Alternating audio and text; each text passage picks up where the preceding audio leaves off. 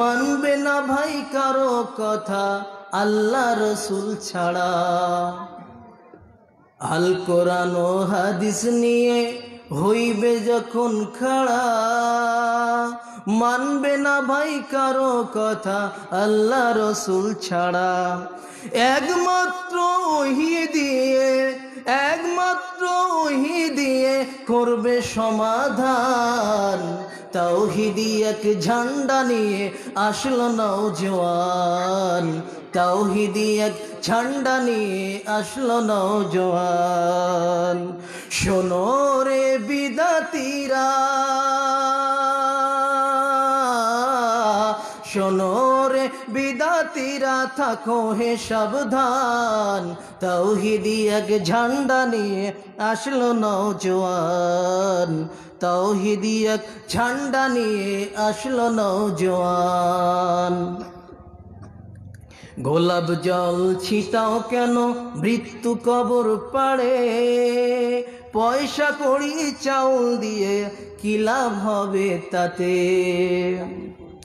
লাভ হবে না কবর পাকা, লাভ হবে না কবর পাকা কইরা দিয়া শান।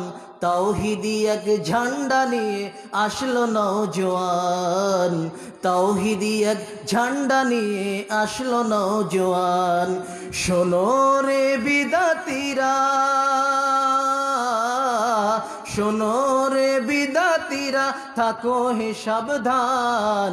তাওহীদি এক ঝান্ডা নিয়ে আসলো নওজোয়ান, তাওহীদি এক ঝান্ডা নিয়ে আসলো নওজোয়ান।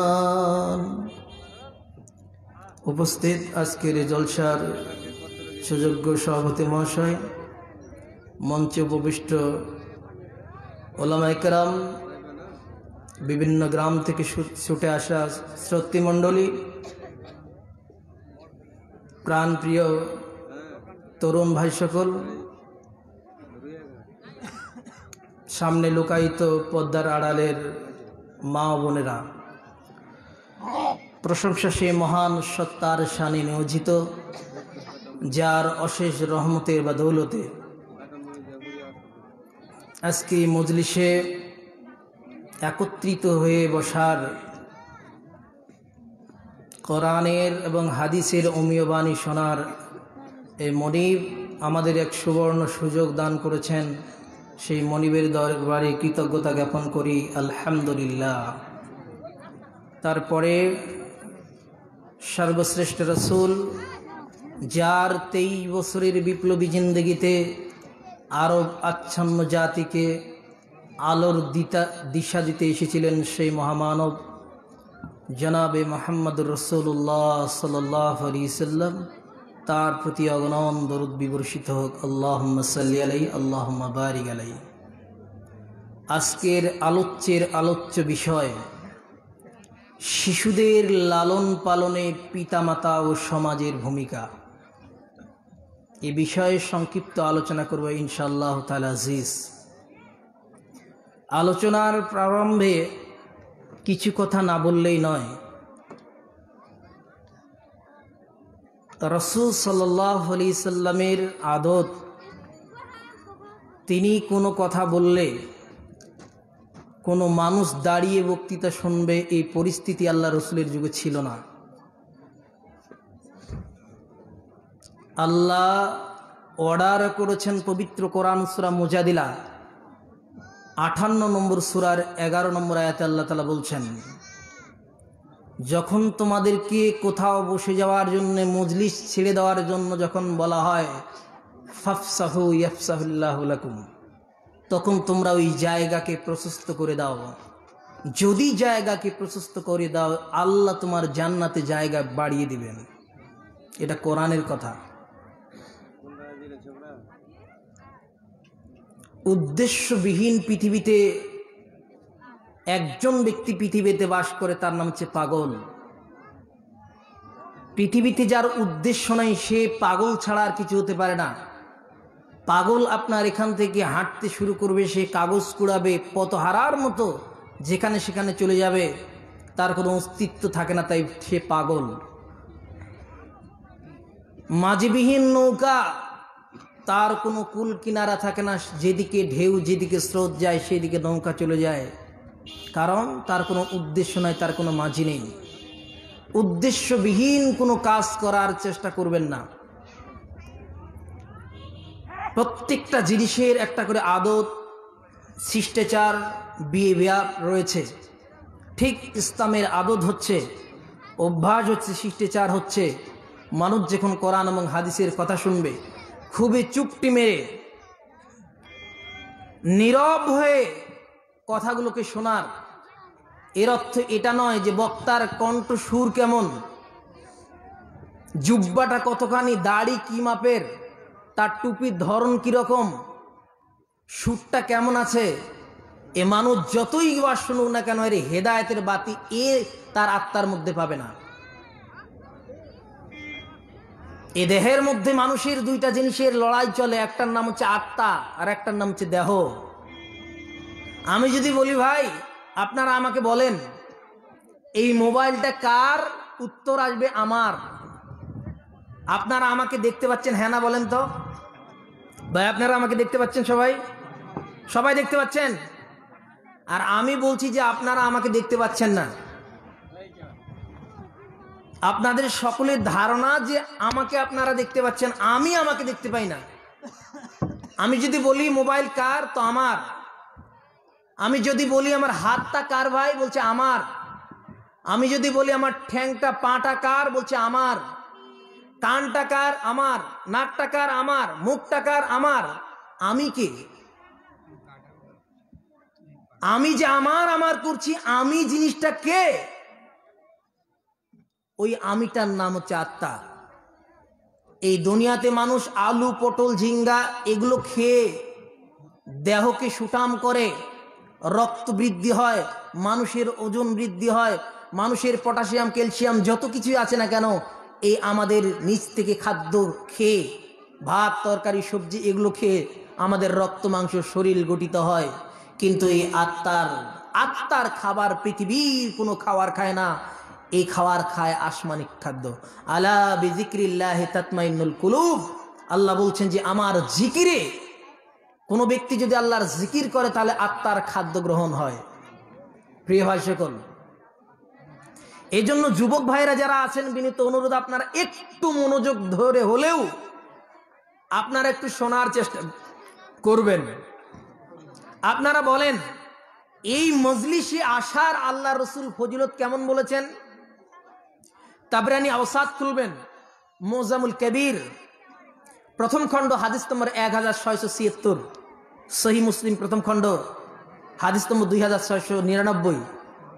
রাসূল সাল্লাল্লাহু আলাইহি ওয়াসাল্লাম বলছেন, মা জালাসা কওমুন, যদি কোনো সম্প্রদায় একত্রিত হয়ে আল্লাহর যদি জিকিরে মগ্ন হয়ে যায়, আল্লাহর কোরআনের কথা শুনে, হাদিসের কথা শুনে, ফানাদা মুনাদিম মিনাস সামা, আসমান থেকে একজন আহ্বানকারী ডেকে বলে, কুমু মাগফুর আল্লাকুম, হে লোক সকল তোমরা আজকে বাড়িতে চলে যাও, তোমাদের সমস্ত জীবনের গুনাহগুলিকে মাফ করে দেওয়া হয়েছে। শুধু মাফ করেন নাই, অবুদ্দিয়াস সাইয়্যাতুম হাসানা, জীবনের যত অন্যায় করেছো সেই অন্যায়গুলিকে ডিলিট করে দিয়ে সেই জায়গায় তোমাদের নেকি লিখে দেওয়া হবে। হাদিস সহিহ। তো আমি যতক্ষণ আলোচনা করব ইনশাল্লাহ আপনারা বলেন যে আমরা ততক্ষণ ধৈর্য সহকারে থাকবো। আমি বেশি আলোচনা করব না। ঠিক একটা সন্তানকে কিভাবে ইসলামী দৃষ্টিতে কিভাবে আপনি মানুষ করবেন, একটা সন্তানকে সঠিকভাবে মানুষ না করলে আপনার ক্ষতি কি, এবং একটা সুষ্ঠু সন্তান ইসলামিক আদব কায়দা দিয়ে যদি মানুষ করেন তাহলে আপনার জীবনে কি লাভ আছে, এতটুকুন আপনাকে শুনে যেতেই হবে। বিশেষ করে মা বোনদেরকে এই কথাটা শুনতেই হবে। প্রিয় ভাই সকল, আজ আসার পথে দেখলাম যে এই জায়গাটা পুরো মেলার মতো।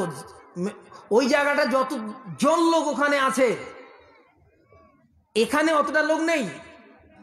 তাহলে ওখানে যে অতটা লোক আছে, আপনারা বলেন, মালদা জেলার প্রত্যেকটা আলেমকে আমি সবিনয় করছি, এটা আমার তরফ থেকে আপনারাও ফতোয়া দেন, আমিও দিচ্ছি, যে যেই দোকান পাশার আপনারা বসিয়েছেন, এই দোকান পাশার কি শরীয়তে জায়েজ আছে? একজন ব্যক্তি বলেন যে এই দোকান পাশে একটা যেটা আমরা করেছি সেটা জায়েজ রয়েছে, যারা করেছে তারাও জানে যেটা হারাম। আমি বলছি যেটা হারাম। যেখানে একটা পুরুষ নারী একই সঙ্গে চলাফেরা করবে, এটা পৃথিবীতে কোনো হাদিস গ্রন্থে এমন নেই যে নারী পুরুষ একই কেনাকাটা করবে। এটা ইসলামের বিধান নয়, এটা ইহুদি খ্রিস্টান থেকে ধার করা, আমদানি করা। রাসূল সাল্লাল্লাহু আলাইহি সাল্লাম বলেছেন, সুনানে তিরমিজি দ্বিতীয় খণ্ড, সুনানে আবু দাউদ দ্বিতীয় খণ্ড, কিতাব সুন্নাহ, হাদিস নম্বর 4031, মান তাশাব্বাহা বিকওমিন ফাহুয়া মিনহুম। কোন জাতি যদি কোন জাতির সাদৃশ্য অবলম্বন করে, তাহলে বিচারের ময়দানে তার সঙ্গে তার বিচার হবে, হাসর হবে। অতএব এই সাদৃশ্য মুসলমানদের নয়, এই সাদৃশ্য হিন্দুদের মেলার অনুষ্ঠান, এটা মুসলমানদের হতে পারে না। অতএব একটা পাপ যদি একটা মেয়ে যদি আজকে কোন ছেলে যদি তাকে আজকে একটা জেনার প্রস্তাব দেয়, আজকে কমিটি জলসার যতগুলো আছে সবাই গুনাহগার। সহিহ বুখারী প্রথম খণ্ড, হাদিস নম্বর 3335। পৃথিবীতে হত্যাযজ্ঞ চালিয়েছিলেন কাবিল, আদম আলাইহিস সালামের সন্তান কাবিল প্রথম তিনি হত্যা কাণ্ড চালিয়েছিলেন। সেদিন থেকে হত্যা মানুষ করতে জানছিল না, পাপ কাকে বলে এটা মানুষ জানছিল না। তখন প্রথম কাবিল প্রথমে হত্যাকাণ্ড চালিয়েছিলেন, প্রথম তিনি পাপ করেছিলেন। কিয়ামত পর্যন্ত কোনো মানুষ যদি মানুষকে অন্যায়ভাবে হত্যা করে, তাহলে মানুষ হত্যা করে যত পাপ হবে তার 1 ভাগ পাপ কাবিলের ঘাড়ে পড়বে। পৃথিবীতে আজও যদি কোনো মানুষ অন্যায় করে যায়, কোনো অন্যায়কে আশ্রয় দেয় কারো দ্বারা যদি হয়, ওটা যদি মানুষ পাপ করে দেয়, তাহলে প্রত্যেকটা ব্যক্তি যত গুনাহ হবে তার 1 ভাগ পড়বে ওই কাবিলের ঘাড়ে। এবং আপনি যেটা প্রতিষ্ঠিত করেছেন, আপনার জন্য যে একটা নারী পুরুষ জেনায় লিপ্ত হয়েছে, তো এই কমিটি পুরো দায়ী হবে। সহিহ বুখারী 3335। অতএব ডেলিগেট 80 টাকা ছিল, 60 টাকা করা হলো। কেউ যদি ডেলিগেট খেতে চান, 60 টাকা করে ডেলিগেট খেতে পারেন। ডেলিগেট 60 টাকা করে কুকুর কেটে ডেলিগেট খেতে পারেন। কেউ যদি খেতে চান, ডেলিগেট 60 টাকা করে কেটে খেতে পারেন। আসসালামু আলাইকুম। পৃথিবীতে একটা সন্তান পিতামাতার কাছে, পৃথিবীতে যত সম্পদ আছে তার থেকে উত্তম সম্পদ হচ্ছে একজন পিতার, একটা মাতার কাছে সন্তান সব থেকে শ্রেষ্ঠ। পৃথিবীর সমগ্র জিনিস যদি বিক্রি করে দিয়ে একটা সন্তান যদি হসপিটালে ভর্তি থাকে, 5 লাখ টাকা যদি তার লাগে, যে হসপিটালে 5 লাখ টাকা লাগবে, একটা কিডনি ড্যামেজ হয়ে গেছে, সেই সন্তানকে বাঁচানোর জন্য নিজের পিতা সমস্ত জমি সমস্ত জায়গা বিক্রি করে দিয়ে হলেও সন্তানকে বাঁচার চেষ্টা করবে। পৃথিবীতে সন্তান হচ্ছে পিতার কাছে, মাতার কাছে সব থেকে বড় সম্পদ। অতএব সেই সম্পদ আপনার, সেই সম্পদটাকে আপনি আজকে আমরা দেখতে পাচ্ছি যে আপনার সন্তানটি জাহান্নামের পথে হাঁটছে। সেই সন্তানকে শিষ্টাচার দেওয়ার না কারণে, পিতা তাকে দায়িত্ব মনে না করার কারণে, মাতার স্নেহ এবং তার ইসলামিক শিষ্টাচারে কালচারে বড় হওয়ার না কারণে সন্তান জাহান্নামে যাবে। একজন পিতা জাহান্নামে যাবে, একজন মাতাও তার কাতারে জাহান্নামে যাবে। এই জন্যে একজন মাতা, একজন পিতাকে সচেতন হতে হবে যে একটা সন্তানকে আপনি কি করে মানুষ করবেন। প্রিয় ভাই সকল, সন্তানকে লালন পালন করার প্রথম অধ্যায় হচ্ছে বিবাহ দিয়ে চালু হবে। একটা মানুষ যখন বিবাহ করবে, নির্বাচন করবে, তখন তাকে ভাবতে হবে যে একটা সন্তান আমার কাছে আসবে, এই সন্তানটাকে আমাকে মানুষ করতে হবে। তখন সেই সন্তানকে লালন পালন করার জন্য স্ত্রী নির্বাচন করতে হবে আপনাকে সঠিকভাবে, যে দিনের কোনো বিদ্যা তার কাছে আছে কিনা, তার ব্যবহার চরিত্র আচার আচরণ ভালো আছে কিনা, এই নির্বাচন হবে বিবাহের মাধ্যমে। দ্বিতীয়ত সরাসরি সন্তান লালন পালনের, একটা সন্তান যখন মাতৃগর্ভে চলে আসে, তখন সেই সন্তানটা মাতৃগর্ভ থেকে, একটা মা যদি ওই মাতৃগর্ভের সন্তানটাকে নিয়ে সিনেমা দেখে, অশ্লীল গান শ্রবণ করে, তাহলে মায়ের ভ্রূণের মধ্যে থেকে ওই সন্তান ওই ইফেক্ট তার মধ্যে পড়ে যায়, ওই গানটা তার সন্তান শুনতে পায়, ওই টিভি অশ্লীল বাক্য সেই সন্তান শুনতে পায়। অতএব সেই সন্তান কোনোদিন সঠিকভাবে ইসলামীর আদব কায়দায় মানুষ হতে পারে না। এখন হাজারো নারী টিভির পর্দা থেকে তারা সিরিয়ালে ব্যস্ত রয়েছে, হাজারো নারী তারা সিনেমা দেখতে মগ্ন রয়েছে, হাজারো নারী গান বাজনা নিয়ে মত্ত রয়েছে, সন্তান তার পেটের মধ্যে রয়েছে। অতএব একবারও ভাবে না যে সন্তান আমি মানুষ করব, জন্ম দিব, এই সন্তানটা আমি চাই যে এই সন্তানটি যেন আমার কথা শোনে, আমি যখন বৃদ্ধ হয়ে যাব, আমি যখন বৃদ্ধা হয়ে যাব, এই সন্তান যেন আমার মুখের মধ্যে একটু অন্ন তুলে দিতে পারে, এই চিন্তা তার নাই। তখন সেই মহিলা, সেই পুরুষ, সেই মহিলা কি করে, আপনি দেখবেন যে সিনেমার নাচ গান সমস্ত কিছু দেখছে। অতএব ওই সন্তান এই মায়ের পেট থেকে ভ্রূণ শুনতে পায়, তখন থেকে তার সন্তান ওখান থেকে খারাপ হতে থাকে। প্রথমত একটা সন্তানকে লালন পালন করার, যখন একটা সন্তান ভূমিষ্ঠ হয়ে যাবে তখন থেকে আপনার দায়িত্ব, একটা পিতার দায়িত্ব তখন থেকে চালু হয়ে যাবে, শুরু হয়ে যাবে। প্রথম আপনার দায়িত্ব কি, একটা সন্তান যখন ভূমিষ্ঠ হয়ে যাবে তখন আমরা ভুল করে ফেলি। একটা সন্তান যখন ভূমিষ্ঠ হলো তখন আমরা সঙ্গে ডান কানে আজান, বাম কানে ইকামত দেওয়া শুরু করে দেই। শরীয়তের যখন একটা কাজ করতে যাবেন তখন সেই শরীয়তে অনুমোদন আছে কিনা সেটা আপনাকে অবশ্যই দেখতে হবে। প্রথম একটা সন্তান হওয়ার পরে আপনি ডান কানে আজান, বাম কানে ইকামত দিচ্ছেন, ইকামতের হাদিসটা একদম যায়ীফ মাওযু, জাল হাদিস, এর উপর আমলযোগ্য নয়। আজান দেওয়ার ব্যাপারে নাসিরউদ্দিন আলবানী হাদিসটিকে হাসান বলেছে, তারপরে তিনি তার গ্রন্থ আহাদিস যায়ীফা, ওই গ্রন্থে এনে তিনি হাদিসটাকে যায়ীফ বলেছেন। হাদিসটি রয়েছে সুনানে তিরমিজি প্রথম খণ্ড কিতাবুল উযহিয়া, হাদিস নম্বর 1514 নম্বর হাদিস, যেখানে রাসূল সাল্লাল্লাহু আলাইহি সাল্লাম এখানে হাদিস বর্ণনা করছেন যে আজান রাসূলুল্লাহ সাল্লাল্লাহু আলাইহি ওয়াসাল্লাম হাসান হুসাইন, আল্লাহ রাসূল সাল্লাল্লাহু আলাইহি ওয়াসাল্লাম হুসাইনের কানে আজান দিয়েছেন। এই হাদিসটা যায়ীফ, অতএব এর আমলযোগ্য নয়। তবুও কোনো মুহাদ্দিস বলেছেন যে আজান দেওয়া জায়েজ রয়েছে, আজান দিতে পারে।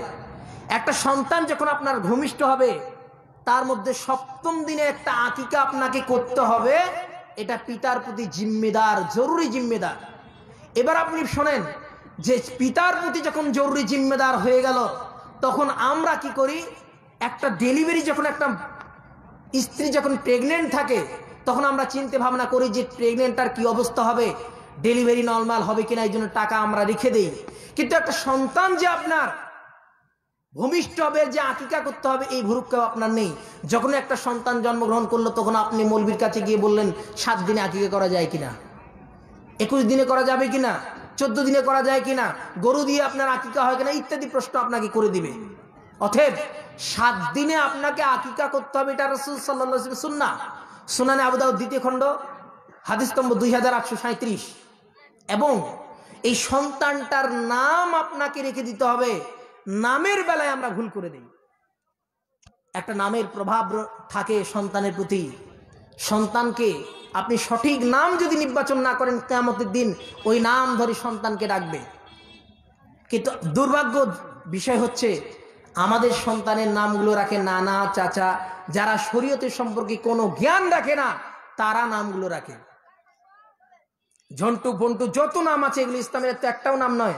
যদি বর্ষাকালে জন্মগ্রহণ করে বর্ষা নাম রাখি, জ্যোৎস্নাকালে জন্মগ্রহণ করলে জ্যোৎস্না নাম রাখি, শ্রাবণ মাসে যদি সন্তান জন্মগ্রহণ করে শ্রাবন্তী নাম রাখি। এইভাবে যে নামগুলো আমাদের আছে এগুলো একটাও শরীয়তসম্মত নয়। অতএব নামের প্রতি ব্যক্তিত্বর একটা নামের প্রতি সন্তানের প্রতি একটা ইফেক্ট পড়ে, একটা তার প্রভাব পড়ে ব্যক্তিত্বের উপরে। অতএব নামগুলো আপনাকে ইসলামিক রাখতে হবে। কেন? যে রাসূল সাল্লাল্লাহু আলাইহি ওয়াসাল্লাম হাজারো নামকে বাতিল করে দিয়েছেন। একজনের নাম হচ্ছে হুজুন। হুজুন মানে হচ্ছে কঠোর, গমগীন, পেরেশান। তখন আল্লাহ রাসূল বলছে তোমার নাম আর হাজনুন রাখিও না, তোমার নাম আজ থেকে রাখবেন সাহালুন, মানে আসান, সহজ। এই নামটা তুমি রেখে দাও। অতএব একটা সন্তান যদি আপনার 21-22 বছর হয়ে যায়, ওই সন্তানের নাম আপনাকে চেঞ্জ করে আবার নতুন করে নাম রাখতে হবে। আকিকা করার আর প্রয়োজন নেই। 7 দিন হয়ে গেছে, শরীয়তের বিধান সন্তানের উপর আর আপনার বিধান নেই 7 দিনে আপনাকে আকিকা করতে হবে। আকিকা করা সুন্নাহ। আকিকা আপনি 14 দিন করবেন, এর কোনো অপশন ইসলামের মধ্যে নেই। বাইহাকির মধ্যে যে হাদিসটি রয়েছে এই হাদিসটিকে জাল বলা হয়েছে। অতএব আপনি 7 দিনে আকিকা করবেন। এবার কেউ বলে যে আমার কোনো সামর্থ্য ছিল না, আমি কি করব? এই কথার উত্তরে বলা যেতে পারে আহমদ বিন হাম্বল ফতোয়ায়ে লাজনা দায়মা 11 খণ্ডের 447 নম্বর পৃষ্ঠায় উল্লেখ করতে তিনারা বলেছেন, আহমদ বিন হাম্বল এবং কিছু ফিকহি উলামারা বলেছেন যে 7 দিন পেরিয়ে গেলেও দিতে পারে, তবে আকিকা হবে না। ওটা পিতার প্রতি যে জরুরি একটা জিম্মেদার ছিল সেটা আদায় হয়ে যাবে। তবে চূড়ান্ত সিদ্ধান্ত হলো 7 দিনে আপনাকে সন্তানের আকিকা করতে হবে। কারণ কুল্লু গুলামিন রাহিনাতুন মাল আকিকা, প্রত্যেকটি সন্তান আকিকার সঙ্গে বন্ধক থাকে। আপনার সন্তান যদি জান্নাতি হয়, আপনি যদি জাহান্নামী হন, তাহলে এই সন্তান আপনার বিচারের ময়দানে আপনাকে টেনে জান্নাতে নিয়ে যাবেন। সহিহ বুখারী প্রথম খণ্ড কিতাবুল জানায়েজ হাদিস নম্বর 1230 নম্বর হাদিস। অতএব সন্তান, এই সন্তানের 7 দিনে আপনি আকিকা করবেন। আপনার জরুরি জিম্মেদার কিয়ামতের দিন আপনার যে সন্তানটা আব্দুর রহমান, পিতা এবং পুত্রের মধ্যে বিচারের ময়দানে আল্লাহ তোমাকে পরিচয় করিয়ে দিবেন এই আকিকার মাধ্যমে। 7 দিন হয়ে গেল, নাম আপনি তখন রাখবেন বা তার আগেও নাম রাখতে পারেন। এটা আল্লাহ রসুল করেছেন, হাদিস দ্বারা সাব্যস্ত। আকিকার মাংসটা আপনি যে ইচ্ছে সেটা করতে পারবেন, কুরবানির মতো নয়। আপনি চাইলে একাই খেতে পারেন, চাইলে আপনি পাড়া পৌষণকে দিতে পারেন, কোনো সমস্যা নেই, এটা দেওয়া যেতে পারে। আকিকার ক্ষেত্রে আপনার এটা করা লাগবে। প্রথম যখন একটা সন্তান, হাজারো সন্তানকে আমরা দেখতে পাচ্ছি, ওই সন্তান আপনার সন্তান নয়। যে সন্তান আপনার দেখছেন যে আপনার সন্তান টাকনুর নিচে প্যান্ট পরে চলছে, এ আপনার মঙ্গল বয়ে আনবে না। যে সন্তান আপনার সামনে তিরঙ্গা, জর্দা, বিড়ি, তামাক, গুল ব্যবহার করছে, এ আপনার কল্যাণ সন্তান নয়, এ আপনাকে জাহান্নামে নিয়ে ছাড়বেই ছাড়বে। অতএব ওই সন্তানই আপনার মূল্যবান সম্পদ। যে সন্তান আপনার মরার পরে বলতে পারে রব্বির হামহুমা কামা রব্বায়ানি সগীর, এই সন্তান আপনার হচ্ছে মূল্যবান সম্পদ। যে সন্তান আপনার জন্য দোয়া করতে পারে, যে সন্তান আপনার মরার পরে আপনার কবরের কাছে গিয়ে কবর জিয়ারত করতে পারে, এই হচ্ছে আপনার মহামূল্যবান সম্পদ।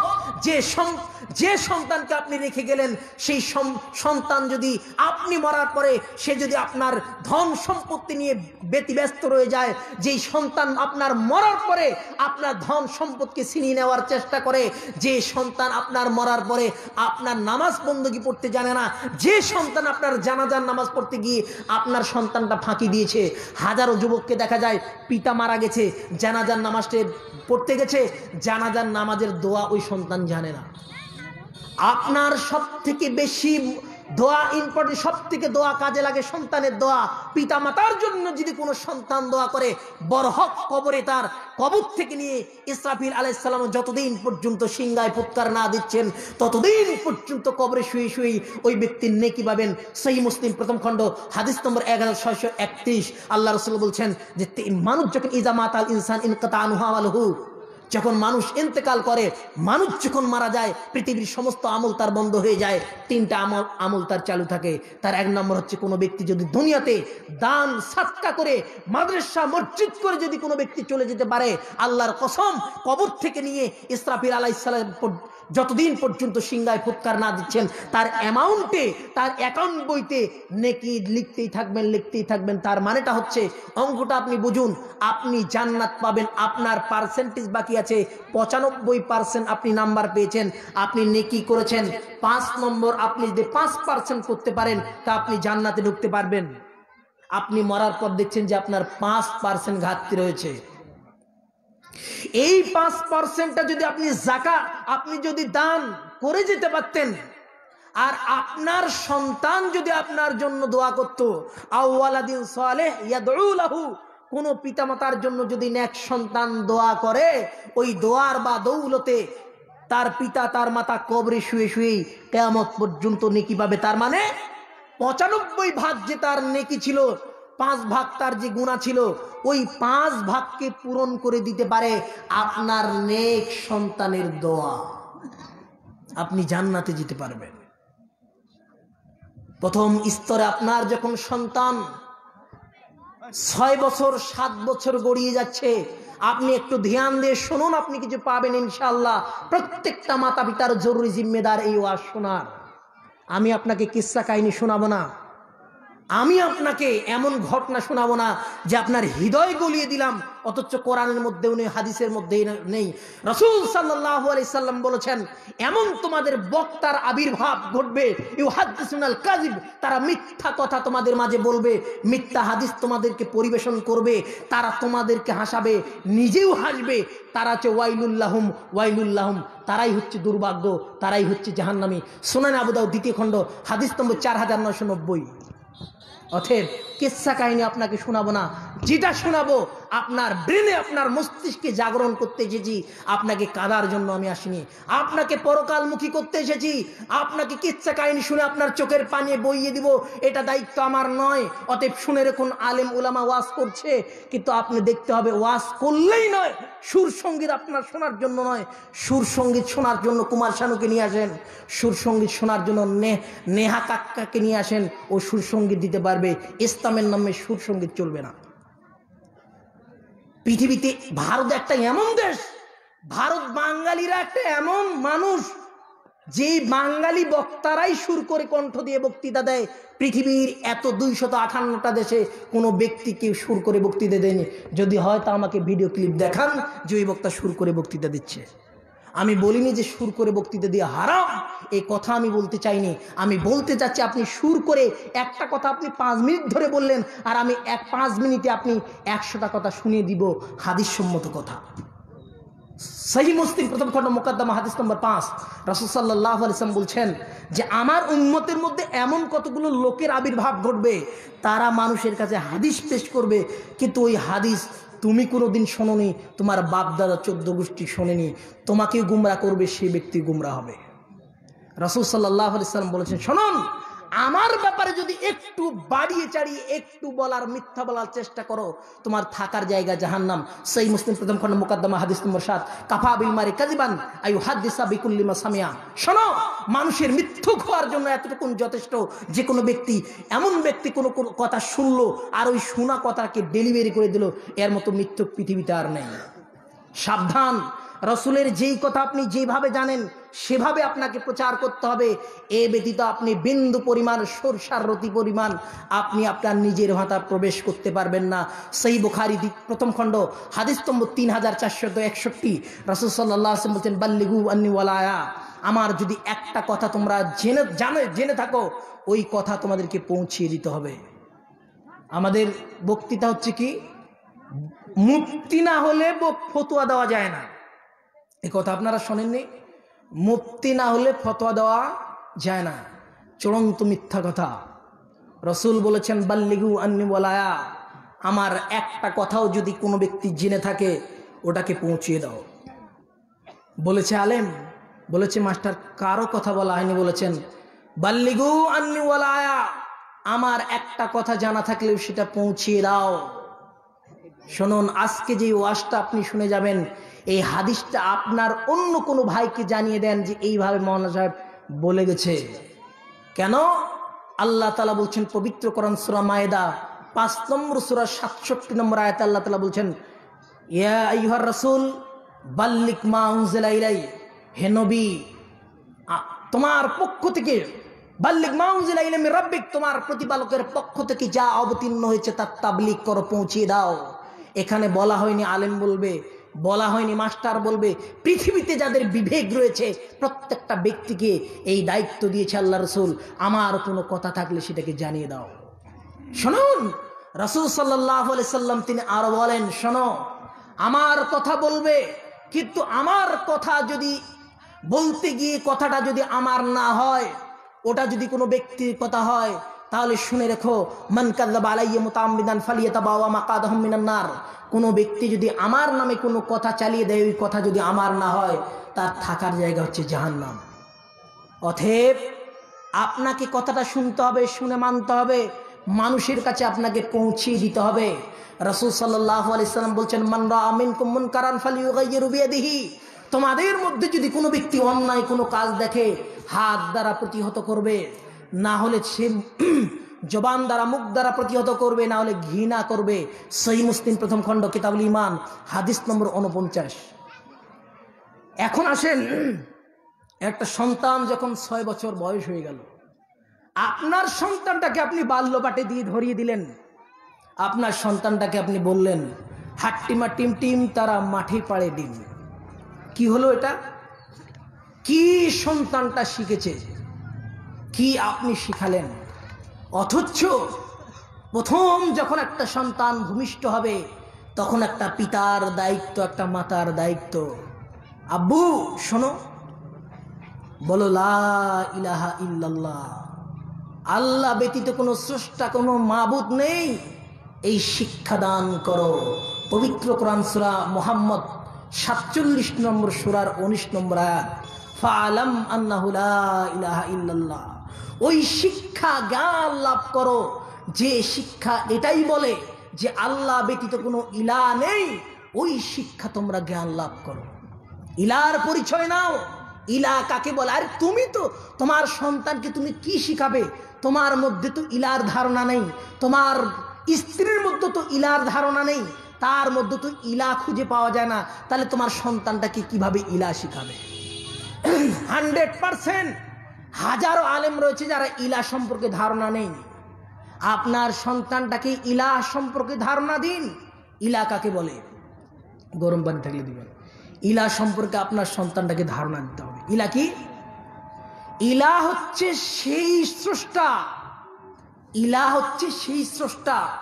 আল্লাহ সূরা নামলের 60 নম্বর আয়াতে আল্লাহ তাআলা বলছেন, শোনো, আম্মান খালাকাস সামাওয়াতি ওয়াল আরদ, হে পৃথিবীর মানুষ বলো, আসমান এবং জমিন কে সৃষ্টি করেছেন? বলেন আল্লাহ। তিনি আরো প্রশ্ন করছেন, ওয়ানজালনা মিনাস সামাই মান, হে পৃথিবীর মানুষ বলো, আসমান থেকে তোমাদের বৃষ্টি কে বর্ষণ করা? 3 নম্বর তিনি বলছেন, হে পৃথিবীর মানুষ, ও আম্বাতনা বিহি হাদাইকা জাতা বাহজা, এই পানি দিয়ে, এই বর্ষার পানি দিয়ে তোমাদের শাক উৎপন্ন করলো কে? তোমাদের জমিন থেকে ধানকে উদ্গত করলো, তোমাদের সবজিকে আবাদ করে দিল। ওই বৃষ্টির পানি দিয়ে আমি আল্লাহ তোমাদের জন্য সবজি উৎপন্ন করে দিয়েছি। এরপরে আল্লাহ তাআলা বলছেন, শোনো, যদি মা কানা লাকুম আন তুমবিতু শাজারাহা, যদি আমি, তোমরা তো একটা বিচনকে একটা কাদার মধ্যে ছুঁড়ে দিলে, সেই কাদার মধ্য থেকে একটা লাউয়ের বিচ্ছি তোমরা ছিটিয়ে দিলে, মাটির মধ্যে তোমরা ঢাপিয়ে দিলে, সেই লাউয়ের গাছ মাটিগুলোকে ফিরে কচি দুটো পাতা গজিয়ে যায়। আল্লাহ তাআলা বলছেন, মা কানা লাকুম আন তুমবিতু শাজারাহা, হে পৃথিবীর মানুষ, আমি যদি ওই লাউয়ের বিচ্ছিটাকে আমি যদি মাটি ছেড়ে অঙ্কুর করে না দিতাম, আমি যদি ওই ধানটা, তো তোমরা একটা ধান কাদার মধ্যে ছিটিয়ে দিলে, সেই ধান থেকে আমি কচি একটা সুইয়ের মতো সবুজ শ্যামল সতেজ গাছকে তৈয়ার করলাম। সেই গাছকে তোমরা ধান আকারে গেড়ে দিলে, বুনে দিলে, সেই গাছ থেকে আমি তোমাদেরকে ধান একটা শীষ দিয়ে দিলাম, সেই শীষ থেকে আমি তোমাদের জন্য ধান উদ্গত করে দিলাম। হে পৃথিবীর মানুষ, মা কানা লাকুম আন তুমবিতু শাজারাহা, আমি যদি সেই তোমাদের ধান থেকে ধান চাল যদি না করে দিতাম, তোমরা তো গাছ গেড়ে দিলে, সেই গাছের যদি আমি ফল না দিতাম, পৃথিবীর কোনো বিজ্ঞানী ওই ফল কি দিতে পারত? এরপর বলছেন, আল্লাহুম্মা, আল্লাহ বলো, এরপরেও কি তোমরা বলবে আল্লাহ ব্যতীত কোনো ইলাহ আছে? ইলাহ হচ্ছে সেই স্রষ্টা, যেই স্রষ্টা বিনা চাওয়াই আমাদেরকে তিলে তিলে বাঁচিয়ে রেখেছেন। 1 মিনিট আপনি আল্লাহর অক্সিজেন ছাড়া বাঁচতে পারবেন না। পৃথিবীর কয়টা মানুষ বলেছে, আল্লাহ রব্বানা আমাকে একটু নিঃশ্বাস দাও, আল্লাহ আল্লাহ একটু অক্সিজেন দাও? পৃথিবীর মানুষ দোয়া করেছে? বলেন, দোয়া করে? পৃথিবীর মানুষ তো এই দোয়া করে, আল্লাহ আমি তুলতে পারি না, আল্লাহ আমাকে একটা বাড়ির মালিক বানিয়ে দাও, আল্লাহ আমার সন্তানটা যেন চাকরি পায়, আল্লাহ এটা তুমি কবুল করো। তুমি দুনিয়া নিয়ে ব্যস্ত হয়েছ, অথচ আল্লাহ বলছে, শোনো, তোমার চাওয়া, তুমি যেটা চাও না বান্দা, আমি সেটাতে তোমাকে আগে দিয়ে দিই। পৃথিবীর মানুষ যদি 1 মিনিট অক্সিজেন আল্লাহ বন্ধ করে দেয়, পৃথিবীর সমগ্র মানুষ মারা যাবে। লক্ষ লক্ষ মানুষ পানি ভক্ষণ করছে, দিল্লি বোম্বাইয়ের মতো মানুষ পানি কিনে খাচ্ছে, মরুভূমির মানুষ পানি পায় না, সেই পানিগুলো আল্লাহ মানুষকে ফিরিয়ে দিয়ে দিয়েছেন। পৃথিবীতে যদি কোনো ব্যক্তির দাম বেশি থাকতো, বস্তুর যদি দাম থাকতো, সোনা নয়, তার পানির দাম পৃথিবীতে সব থেকে বেশি থাকতো। কারণ পৃথিবীতে পানি ছাড়া শুধু মানুষ নয়, পৃথিবীর কোনো কিছুই বাঁচতে পারে না পানি ব্যতীত। সেই স্রষ্টা বিনা চাওয়াই যে পানি দিতে পারে, বিনা চাওয়াই যে অক্সিজেন দিতে পারে, তার নাম হচ্ছে ইলাহ। সেই ইলার শিক্ষা দাও তোমার সন্তানকে। তোমার সন্তানকে বলো, আব্বু ওই যে তুমি সূর্যকে দেখতে পাচ্ছ, ওই সূর্যকে আল্লাহ সৃষ্টি করেছে। যেই সূর্যের আলো থেকে একটা সূর্য লক্ষ লক্ষ কোটি মানুষকে এই সূর্য বাঁচিয়ে রাখে। আপনি যদি মনে করেন সূর্যের আমাদের প্রয়োজন নেই, সেই সূর্যকে আপনি দেখবেন যে একটা গাছ রয়েছে, সেই গাছটাকে আপনি ঢাপিয়ে দিবেন, সূর্যের আলো লাগাতে দিবেন না, দেখবেন যে সেই গাছটা 15 দিন পর মারা গেছে। কারণ তার অক্সিজেন, তার সূর্যের আলো পায়নি, মরে গেছে। ওই ইলার শিক্ষা দাও, যে ইলা তোমাদের জন্য এই জমিনটাকে স্থির করে রেখেছে, ওই ইলার শিক্ষা দাও। প্রথম যখন তোমার সন্তানটা 6 বছর হবে, তখন কালমায়ে শাহাদাত শিক্ষা দাও, লা ইলাহা ইল্লাল্লাহ, হে আমার আব্বু, আল্লাহ ব্যতীত কোনো প্রকৃত হক সত্য মাবুদ নেই, এটা তুমি বলো। তোমার সন্তানকে এটা আগে শিক্ষা দাও। এই হাট্টি মাটিমের কোনো মূল্য ইসলামের মধ্যে নেই। প্রথম শিক্ষা দাও, আব্বু তুমি দোয়াটা শিক্ষা করো। তোমার সন্তানকে তুমি বলো, আব্বু বিছানায় ঘুমানোর সময় তুমি বলো, আল্লাহুম্মা বিইসমিকা আমুতু ওয়া আহইয়া, এই দোয়া তুমি শিক্ষা দাও। একটা ছোট সন্তানের মধ্যে একটা ওর ব্রেন একদম মেমোরি খালি, আপনি যা বলবেন একটা সন্তান সেটা হুবহু মুখস্থ করে সেটা মুখস্থ শোনাতে পারে। গত কয়েকদিন আগে ফেসবুকের মধ্যে দিয়েছে যে 3 বছরের একটা মেয়ে পুরো কোরআনের মুখস্থ করে নিয়েছে। বিশ্বাস হয়? পুরো কোরআনটা তার মাথার মধ্যে কিলবিল করছে, একটা 3 বছরের সন্তান। এই সন্তান 6 বছরের সময় আপনি দোয়াগুলো শিক্ষা দেন। আব্বু বলো, বিসমিল্লাহিল্লাযী লা ইয়াদুররু মা ইসমিহি শাইউন ফিল আরদি ওয়ালা ফিস সামাই ওয়া হুয়াস সামিউল আলিম। তোমার সন্তানকে তুমি শিক্ষা দাও, আব্বু আল্লাহর নবী বলেছেন, কোন ব্যক্তি যদি এই দোয়াটা পড়ে হঠাৎ করে কোনো বালা মুসিবত তার কাছে আসবে না। বিসমিল্লাহিল্লাযী লা ইয়াদুররু, আমি সেই সত্তার নামে পড়ছি, লা ইয়াদুররু মা ইসমিহি শাইউন ফিল আরদি, যার নাম পড়লে আসমান এবং জমিনের কোনো কিছু জিনিস তার কোনো ক্ষতি করতে পারে না। সুনানে আবু দাউদ 2য় খণ্ড কিতাবুস সুন্নাহ, হাদিস নম্বর 5088, 5089 নম্বর হাদিস। এই ব্যক্তি সুনানে নাসাইর আরেকটা হাদিস এসেছে, এই রাবি আবান ওসমান বিন আফফানের একজন সন্তান আবান এই হাদিসটা রিওয়ায়াত করছেন। রিওয়ায়াত করতে করতে তিনি বলেছেন, এই দোয়াটা যদি কোনো ব্যক্তি পড়ে প্যারালাইসিস তার ভালো হয়ে যাবে। এটা আমার মুখের কথা নয়, হাদিস থেকে বলছি, প্যারালাইসিস ভালো হয়ে যাবে। দেখা গেল যে রাবি এটাকে রিওয়ায়াত করেছে, সেই রাবির একদিন প্যারালাইসিস হয়ে গেছে। একজন মানুষ এসে বলছে, হে আবান, তুমি বলেছিলে এই দোয়াটা যদি কোনো ব্যক্তি পড়ে তাহলে তার প্যারালাইসিস হবে না, হঠাৎ কোনো আক্রমণ, তার অসুখ হবে না, তাহলে তোমার কেন প্যারালাইসিসে তুমি কেন ভুগছো বলো? আবান বলেছিল, হে লোক শোনো, আল্লাহর কসম করে বলি, যেদিন আমার প্যারালাইসিস হয়েছে সেদিন আমি দোয়াটা পড়তে ভুলে গেছিলাম। দোয়াটা আমি সেদিন পড়তে পারিনি, এই জন্য আমার প্যারালাইসিস হয়ে গেছে।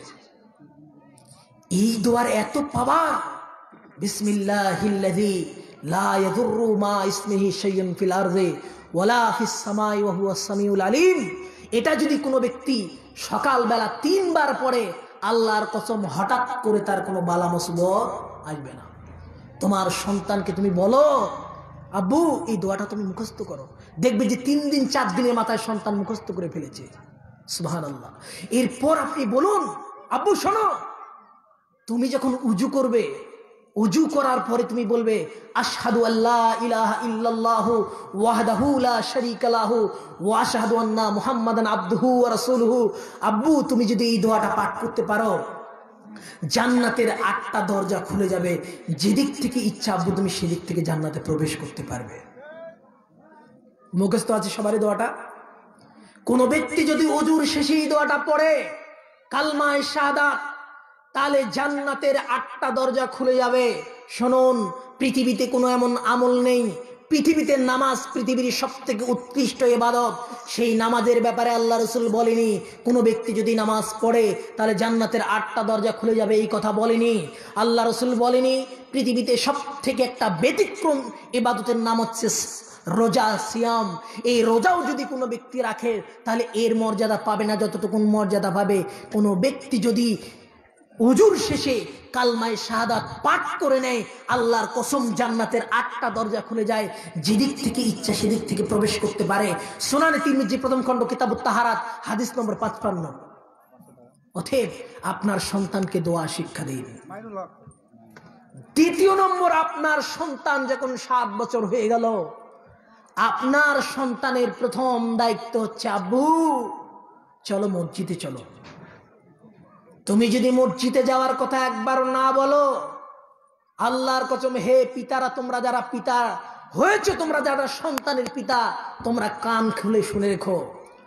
কোন পিতা যদি তার সন্তানকে না বলে যে আব্বু চলো মসজিদে চলো, বয়স যখন তার 7 বছর হয়ে গেছে, তখন যদি কোনো পিতা না বলে যে আব্বু চলো মসজিদে চলো, এই কথা যদি না বলে, বিচারের ময়দানে 1 পা তাকে জান্নাতে ঢুকতে দেওয়া হবে না।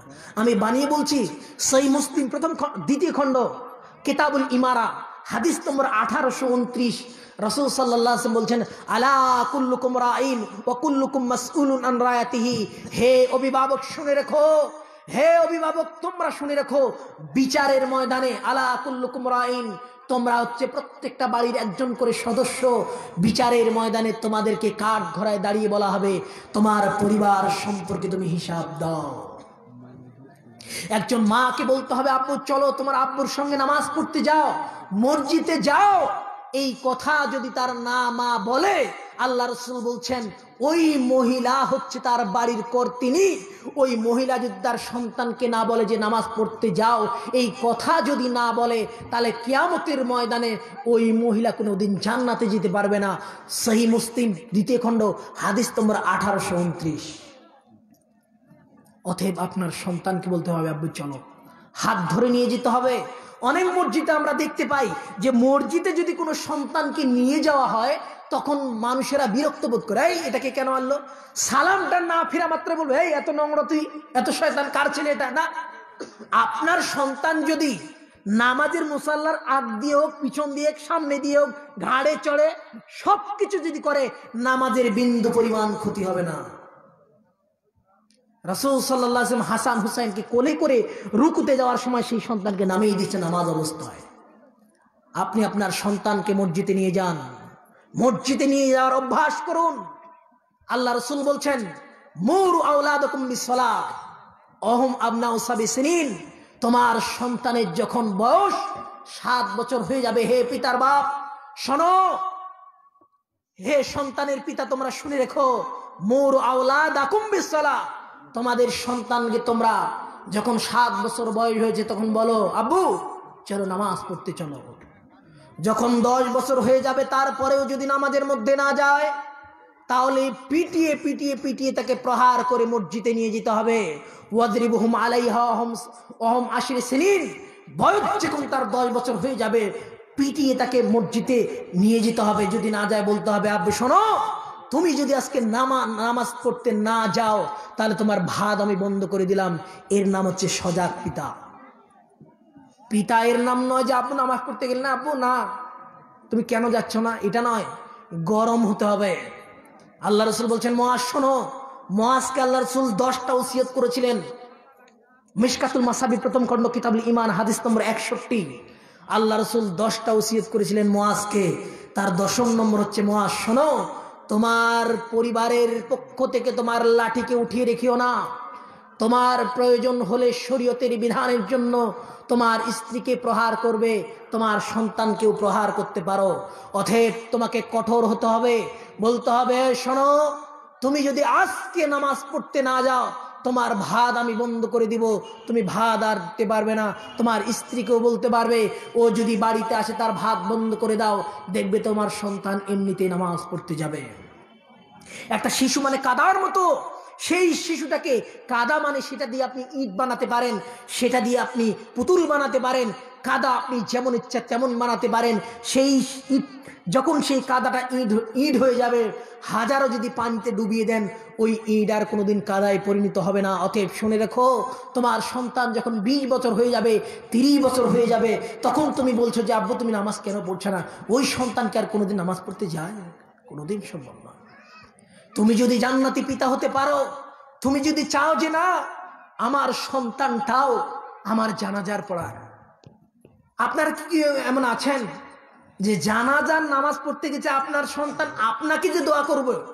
এখানে কয়জন যুবক আছে আপনারা হাত তুলে আমাকে দেখান তো যে ইনশাআল্লাহ আমরা জানাজার নামাজের দোয়াটা পারি, বলুন তো যুবকেরা, বলুন তো কয়জন পারেন, একটু হাত তোলেন তো ভাই। দেখেন এতগুলোর মধ্যে 3 ভাগের 1 ভাগ উঠেছে, 2 ভাগে নাই। তার মানে কি? আরে আপনার বাবা মারা গেছে, পৃথিবীতে বাবার থেকে মহা সম্পদ আর কি হতে পারে? আপনি জানাজার নামাজে কি বলছেন ভাই? প্রথম তো আরে কেমন পিতা তুমি, তোমাকে তো প্রথমেই ফাঁকি দিয়ে দিয়েছে, তোমার সন্তান তো তোমাকে প্রথম ফাঁকি দিয়েছে। শোনো, কাল কিয়ামতের ময়দানে তোমার সন্তান তোমার শত্রু। শোনে রাখো, সূরা তাগাবুন 64 নম্বর সূরার 14 নম্বর আয়াত, সূরা আনফাল 8 নম্বর সূরার 28 নম্বর আয়াত একই কথা উল্লেখ রয়েছে। আল্লাহ তাআলা বলছেন, শোনো,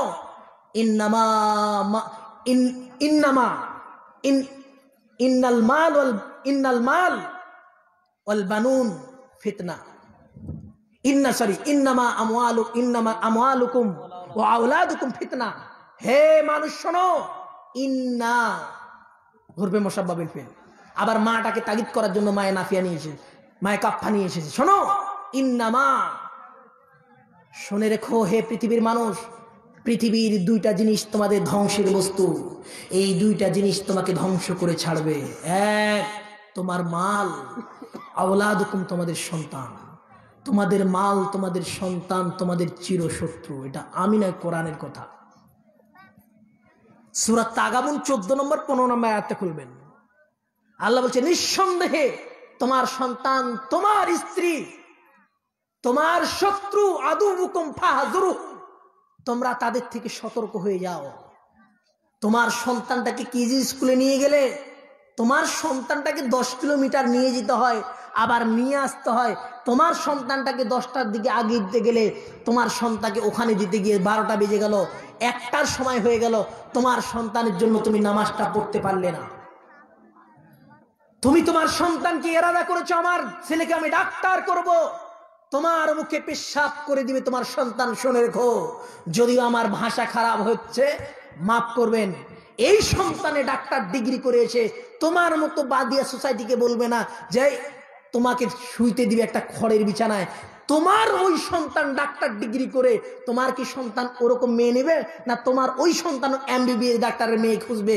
ওই এমবিবিএস ডাক্তার এসে তুমি মনে করিও না যে আমার বউটা একটু ভাত আমাকে বাড়িয়ে দিবে, বলবে না। তোমাকে বরং বলবে যাও রান্নাটা করে দিয়ে আসো, আমি কলেজে যাবো, আমি অফিসে যাব, আমি সেন্টারে যাব, আমি চাকরি করতে যাব, ভাতটা রান্না করো তাড়াতাড়ি। তুমি ইচ্ছা মনে করিয়ে নিও না যে বুড়াগি বসে আমি তার কাছে খাবো না, কারণ আপনার নিয়তকে পরিশুদ্ধ নয়। এই জন্য বলছে, শোনো, তোমার সন্তান, তোমার মাল, এরা তোমার চিরশত্রু, ফাহযুরু, ওদের থেকে তুমি সতর্ক থাকো, নাহলে জাহান্নামের রাস্তায় তোমাকে ঢুকিয়ে দিবে। সন্তান যখন 10 বছর বয়স হয়ে যাবে তখন তোমাকে পিটিয়ে নিয়ে যেতে হবে, মসজিদে তোমাকে যেতে হবে, নাহলে ভাত বন্ধ করে দিব। এই কথা যদি তুমি না বলতে পারো তাহলে তুমি দায়ুস হয়ে যাবে, দায়ুস। 10 বছর হয়ে গিয়ে তোমার সন্তানকে তুমি পাঠাও তোমার নামাজের মধ্যে। সুনানে আবু দাউদ প্রথম খণ্ড কিতাবুস সালাহ হাদিস নম্বর 494, হাদিস নম্বর 495, 2টা হাদিস একভাবে সিরিয়ালে আছে, হাদিসটি সহিহ। এই গেল 10 বছর পর্যন্ত সন্তানের করণীয়। 10 বছর যখন সন্তানের বয়স হলো, নামাজের কথা বললে, এরপর তোমার দায়িত্ব পিতা হিসাবে তুমি বলো যে আব্বু তোমার প্যান্ট কিন্তু টাকনুর উপরে পড়তে হবে। লক্ষ যুবক ঘুরে বেড়াচ্ছে টাকুন নিচে প্যান্ট পরে, তুমি তো জাহান্নামে যাচ্ছ। যদিও জাহান্নামে কাউকে বলা যায় না, কিন্তু আল্লাহ রসুল বলছে আমি কি করব। রাসূল সাল্লাল্লাহু আলাইহি সাল্লাম বলেছেন, সহিহ বুখারী 2 খণ্ড হাদিস নম্বর 5788। মোবাইল যারা আছে অ্যান্ড্রয়েড সেট, একটু হাদিস নম্বরগুলো ক্লিক করেন, এসে যাবে। রাসূল বলছেন, শোনো, লা ইয়ানজুরুল্লাহু ইয়াওমাল কিয়ামা মান জাররা ইজারহু বাতরান। কোনো ব্যক্তি যদি, কোনো পুরুষ যদি তার লুঙ্গিটাকে, তার পায়জামাকে, তার প্যান্টটাকে যদি টাকুন নিচে পরিধান করে, তাহলে ফাপিন্নার, ওটা জাহান্নামে যাবে। রাসূল তিনি আরো বলেছেন, যদি কোনো পুরুষ টাকুন নিচে প্যান্ট পরে, তাহলে তার দিকে বিচারের ময়দানে আল্লাহ চোখ তুলে তাকাবেন না। চোখ তুলে তাকাবেন না মানে, বিবাহ বাড়িতে যখন আপনাকে নিমন্ত্রণ করা হয়, আপনার খুবই ক্লোজ বন্ধু, খুবই কাছের বন্ধু, আপনি বিবাহ বাড়িতে গেছেন, আপনার দিকে তাকায় না, কে যদি কোনো ভুরুক্কাম নেই, আপনার মনটা কেমন বলবে? বিচারের ময়দানে আল্লাহ আপনার সাথে কথা বলবেন না। অপরাধ কি? জেনা করেছে তাই না, শরাব পান করেছে তাই না, ওটা নয়। কেন? তুমি টাকুন নিচে প্যান্ট পরেছো। এই অবস্থায় যদি তোমার মৃত্যু হয়, যুবক শোনো, এখানেই তোমার সার্টিফিকেট জাহান্নাম চালু হয়ে গেল। এটা রাসূল বলেছেন। এখন যার যত টাকা তার প্যান্ট তত নিচা, যার যত সম্পদ বেশি তার প্যান্ট তত নিচের দিকে বেশি। অহংকারে সে হাঁটতে পারে না, তার লুঙ্গিতে কপ টপ থুতু সব তার প্যান্টের মধ্যে লেগে আছে, তার লুঙ্গির মধ্যে লেগে আছে। অতএব সাবধান, তোমার সন্তানকে বলো, আব্বু শোনো, প্যান্ট টাকুনোর মধ্যে পড়বে না। ওই সন্তান কি জানে? তোমার মা তো, তোমার পিতা তো ইয়ে থেকে মানলায় গিয়ে ওরকম প্যান্ট কিনে দিয়েছে টাকুনের নিচে। সেই দিনে সজাগ পিতা হলে তোমাকে বলতে হবে যে এই প্যান্টটাকে কেটে দাও, দর্জির কাছে গিয়ে ওই প্যান্টকে কেটে নিয়ে এসে সন্তানকে পরাতে হবে। আমাদের গ্রামের একটা সন্তানের কথা বলছি, ওকে ছোটবেলা থেকেই প্যান্ট পরানো টাকুনের নিচে, উপরে না। ইংলিশ প্যান্ট পরানো হয়নি, হাফ প্যান্ট নয়, ফুল প্যান্ট পরাতো টাকুনের উপরে। যখন ছেলেটাকে হাফ প্যান্ট পরিয়ে কান্না করতো, ও পরতই না। অভ্যাস পরিণত হয়েছে। যা অভ্যাস করাবেন সেটাই সন্তান গ্রহণ করবে। আপনার সন্তানকে বলুন, কখনো আপনার সন্তানকে লাল জামা পরাবেন না, আপনার সন্তানকে হলুদ জামা পরাবেন না। এটা ইহুদি খ্রিস্টানদের বৈশিষ্ট্য। অতএব লাল জামা হাদিসে সহিহ মুসলিমের স্পষ্ট হাদিস, এর নিষেধ রয়েছে। হলুদ যেটা সাধুরা পরছে ওই জামা পরাবেন না। পোশাককে একটু ঢিলঢাল করার চেষ্টা করুন, এমন যাতে করে পাতলা না হয়ে যায় যে শরীরের অঙ্গ প্রত্যঙ্গ দেখা যায়, এরকম পোশাক পরাবেন না। রেশমি পোশাক পরাবেন না। রাসূল আফসোস করে বলেছেন, সায়াকুনু মিন উম্মতি আকওয়াম ইস্তাহিল্লুনাল হিরা ওয়াল হারির। আমার উম্মতের মধ্যে অচিরেই এমন লোকের আবির্ভাব ঘটবে যারা নেশাদার দ্রব্যকে হালাল মনে করবে, যারা রেশমি পোশাককে হারাম মনে করবে। সহিহ বুখারী 2 খণ্ড হাদিস নম্বর 5590। অতএব আপনার সন্তানকে প্যান্ট পরাও শিক্ষা দেন। দ্বিতীয়, আপনার সন্তানকে শিক্ষা গ্রহণ করান। আব্বু একই সঙ্গে খাচ্ছেন, আপনার সন্তানটা প্লেটের পুরো ভাতটাকে মেখে নিচ্ছে, আপনি বলেন আব্বু, ধমক দিয়ে নয়, আদর দিয়ে বলেন, আব্বু তুমি যেটা করছো এটা নয়। একদিক থেকে খেতে হয়, বিসমিল্লাহ বলতে হয়, সামনের দিক থেকে খেতে হয়। আবু সালামা আল্লাহর বলছে, কুনতু গোলামান ফি রাসূলিল্লাহি সাল্লাল্লাহু আলাইহি সাল্লাম, আমি আল্লাহ রসুলের বাড়িতে একদিন ছিলাম। ওয়াকানা বিয়াদি, আমার তাতিশু ফিসাহপাতে, আমার হাতটা প্লেটের মাঝখানে ঘুরছিল। রসুল বললেন, ইয়া গোলাম সাম্মিল্লাহ, হে বাচ্চা আল্লাহর নাম নাও, বিসমিল্লাহ বলো। কুল বিয়ামিনিকা, তুমি তোমার ডান হাত দ্বারা খাও। অমিম্মা ইয়ালিকা, তুমি তোমার সামনের দিক থেকে খাও। সহিহ মুসলিম 1ম খণ্ড হাদিস নম্বর 2020 আল্লাহ রাসূল বলছেন কি, 3টা আদব সন্তানকে শিখান। প্রথম থেকে যদি শিখান, আল্লাহর কসম বড় হয়ে আর বলা লাগবে না। যদি বড় হয়ে বলেন তো ওটা দিশে থাকবে না, বিসমিল্লাহ বলে ভুলে গেছে। ছোট থেকে অভ্যাস করেন, আব্বু শোনো বিসমিল্লাহ বলতে হয়। শোনো আব্বু, ডান দিক থেকে খেতে, ডান হাত দিয়ে খেতে হয়। আরে বাম হাতে শয়তান খায়, লা ইয়াশরিবান্না, তোমরা কেউ বাম হাতে খেও না, কারণ শয়তান বাম হাতে খায়। আব্বু তুমি শয়তান অনুসরণ করিও না, তুমি ডান দিক থেকে খাও। আব্বু তুমি তোমার প্লেটের সামনে থেকে খাও, কারণ সামনের খাওয়াতে বরকত আসে, মাঝখানের খাওয়াতে বরকত আসে না। আব্বু ডান দিক থেকে খাও। আপনার সন্তানকে শিক্ষা দিন। আল্লাহ রসুল ছোট বাচ্চাদেরকে শিক্ষা দিচ্ছেন। আপনার আব্বু পানি পান করছে, আপনি বলেন আব্বু শোনো, না না না, ওইভাবে পানি পান করতে হয় না। পানি তুমি গ্লাসের মধ্যে নিয়ে 3 শ্বাসে পানিটা পান করবে। একবার খেলে আরো একবার খাও, আর একবার খাও, 3বার খাও। তোমার নিজের শ্বাসটাকে ওখানে ফেলবে না। তারপর তুমি বলো আব্বু পানি যখন পান করবে দাঁড়িয়ে পান করবে না, বসে পান করো। আব্বু যখন তুমি পানি পান করবে বিসমিল্লাহ বলে পানি পান করো। এই শিষ্টাচারগুলো যদি আপনি শিক্ষা দেন, আপনি হবেন জান্নাতি পিতা। আমি ভুল বলছি না, ভুল বলছি না, হাদিস বলছি।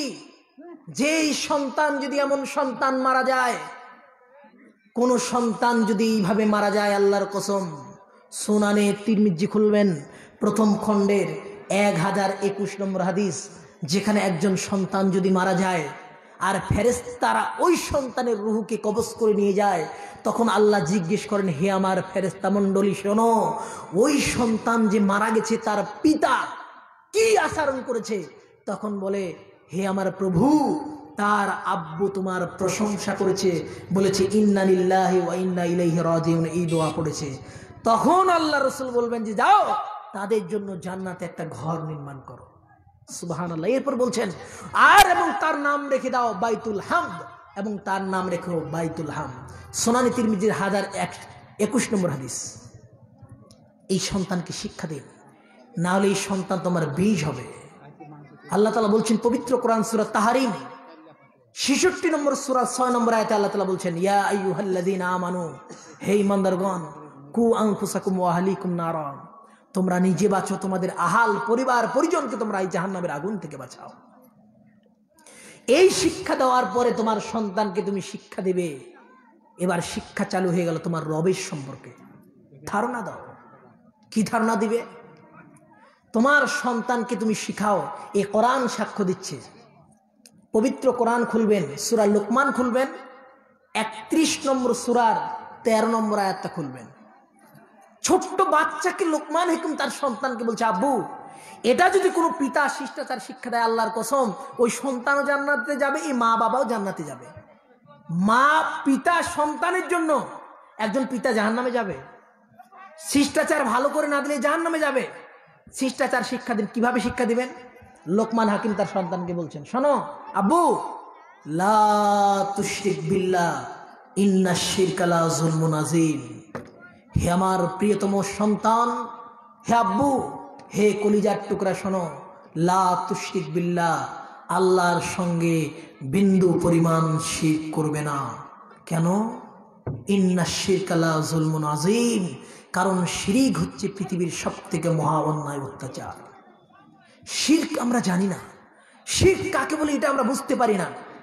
শিরকের কথা সম্পর্কে আপনি বলি, এটা একটা ইয়াতে থেকে বাজনাতপুর থেকে না শাহমদের মা একটু অসুখ আছে কিনা, একটু দোয়া করতে পারি। আজিবিল বাস অশফিয়ান্ত শাফিলা শিফা ও কাশফা আল্লাহ ওয়াকাদির সাকমা আল্লাহুম্মা সাল্লি আলাইহি আল্লাহুম্মা বারিক আলাইহি। প্রিয় ভাই সকল, শিরক পৃথিবীর সবথেকে মহা অন্যায় অত্যাচার। আমরা বলবো যে আমরা আহলে হাদিস সোসাইটি কি আবার শিরক আছে? আপনি দেখবেন, নগদ দেখাচ্ছে, আপনি দেখেন শিরক কাকে বলে। আপনার সন্তানকে ধারণা দিন, কারণ শিরক হচ্ছে পৃথিবীর সবথেকে মহা অন্যায়, মহা অত্যাচার। শিরক কাকে বলে? শিরক মানে হচ্ছে শেয়ার করা, কারো কাছে অংশীদার করা। শিরক মানে জানেন? শিরক হচ্ছে পৃথিবীর, বলেন তো ভাই, পৃথিবীর সবথেকে মহা অপরাধের নাম কি? আব্দুল্লাহ বিন মাসউদ রাদিয়াল্লাহু তাআলা আনহু তিনি বলেন, আল ইশরাকু, তিনি বলছেন আল কাবাইরু ইশরিক বিল্লাহ, আল্লাহর সাথে শিরিক করা পৃথিবীর প্রথম মহাপাপ। পৃথিবীর মহাপাপ হচ্ছে শিরিক করা। সুনানে মিশকাতুল মাসাবির 50 নম্বর হাদিস। অতএব শিরক সম্পর্কে আপনি ধারণা দিন। শিরক কাকে বলে? আপনাকে আমি এই এক্সাম্পলটা আপনাকে দেই। পৃথিবীর সকল সরকার যদি একত্ববদ্ধ হয়ে যায়, এই যে আল্লাহ এখন ঠান্ডা দিচ্ছে, পৃথিবীর সমস্ত সরকার যদি একত্রিত হয়ে বলে, আল্লাহ এই শীতটাকে আজকে বন্ধ করে দিয়ে আজকে রোদ দিতে হবে, যদি না দাও পারমাণবিক বোমা ফাটিয়ে দিয়ে তোমার আসমানটাকে ভেঙ্গে চুরে চুরমাচুর করে দিব। তো আল্লাহ কি বলবে, মোদি তুই তো জালেম, তোর জন্য আমি কিন্তু বৃষ্টি ভয়ে আমি তোর জন্য রোদ দিয়ে দিলাম। এটা কি আল্লাহ দিবে? পৃথিবীর মানুষ যদি সবাই স্লোগান করে তুমি কে সিএ বন্ধ করতে পারো, স্লোগান দিয়ে তুমি এনআরসি বন্ধ করতে পারো, স্লোগান দিয়ে তুমি 3 তালাকের বিল বাতিল করতে পারো, স্লোগান দিয়ে তুমি আল্লাহর পরিবর্তন বিন্দু পরিমাণ ঘটাতে পারবে না। সারা পৃথিবীর সমস্ত মানুষ যদি আল্লাহর ইবাদত না করে, 4 আনা আল্লাহর লজ হয় না। সারা পৃথিবীর যদি সমস্ত মানুষ যদি আল্লাহর ইবাদত করে, আল্লাহর কোনো উপকারে আসে না। ওই আল্লাহ, যে আল্লাহ সূর্যকে দিচ্ছেন কোটি কোটি ভোল্টেজ দ্বারা, এখানে বাল্ব লাগিয়েছেন, ইউনিট কাটছে, আপনি বলুন যে যেই সূর্য পৃথিবীতে আধার পৃথিবীতে আলোকিত করছেন, সেই সূর্যকে আপনি মনে করেছেন আল্লাহ কি বলেছেন যে হে বান্দা 10 দিনের জন্য আমি সূর্যটাকে একটু ভালো করছি, মোটরসাইকেলে যেমন গ্যারেজে দিতে হয়, আমার সূর্য দিয়ে দিয়ে দিয়ে দিয়ে দিয়ে দিয়ে দিয়ে কোটি কোটি বছর ধরে জ্বলছে, হে বান্দা আমি 10 দিনের জন্য একটু গ্যারেজে দিলাম, আমি একটু ভালো করতে দিয়েছি, একটু সময় লাগবে, আল্লাহ বলেছে? বলেনি।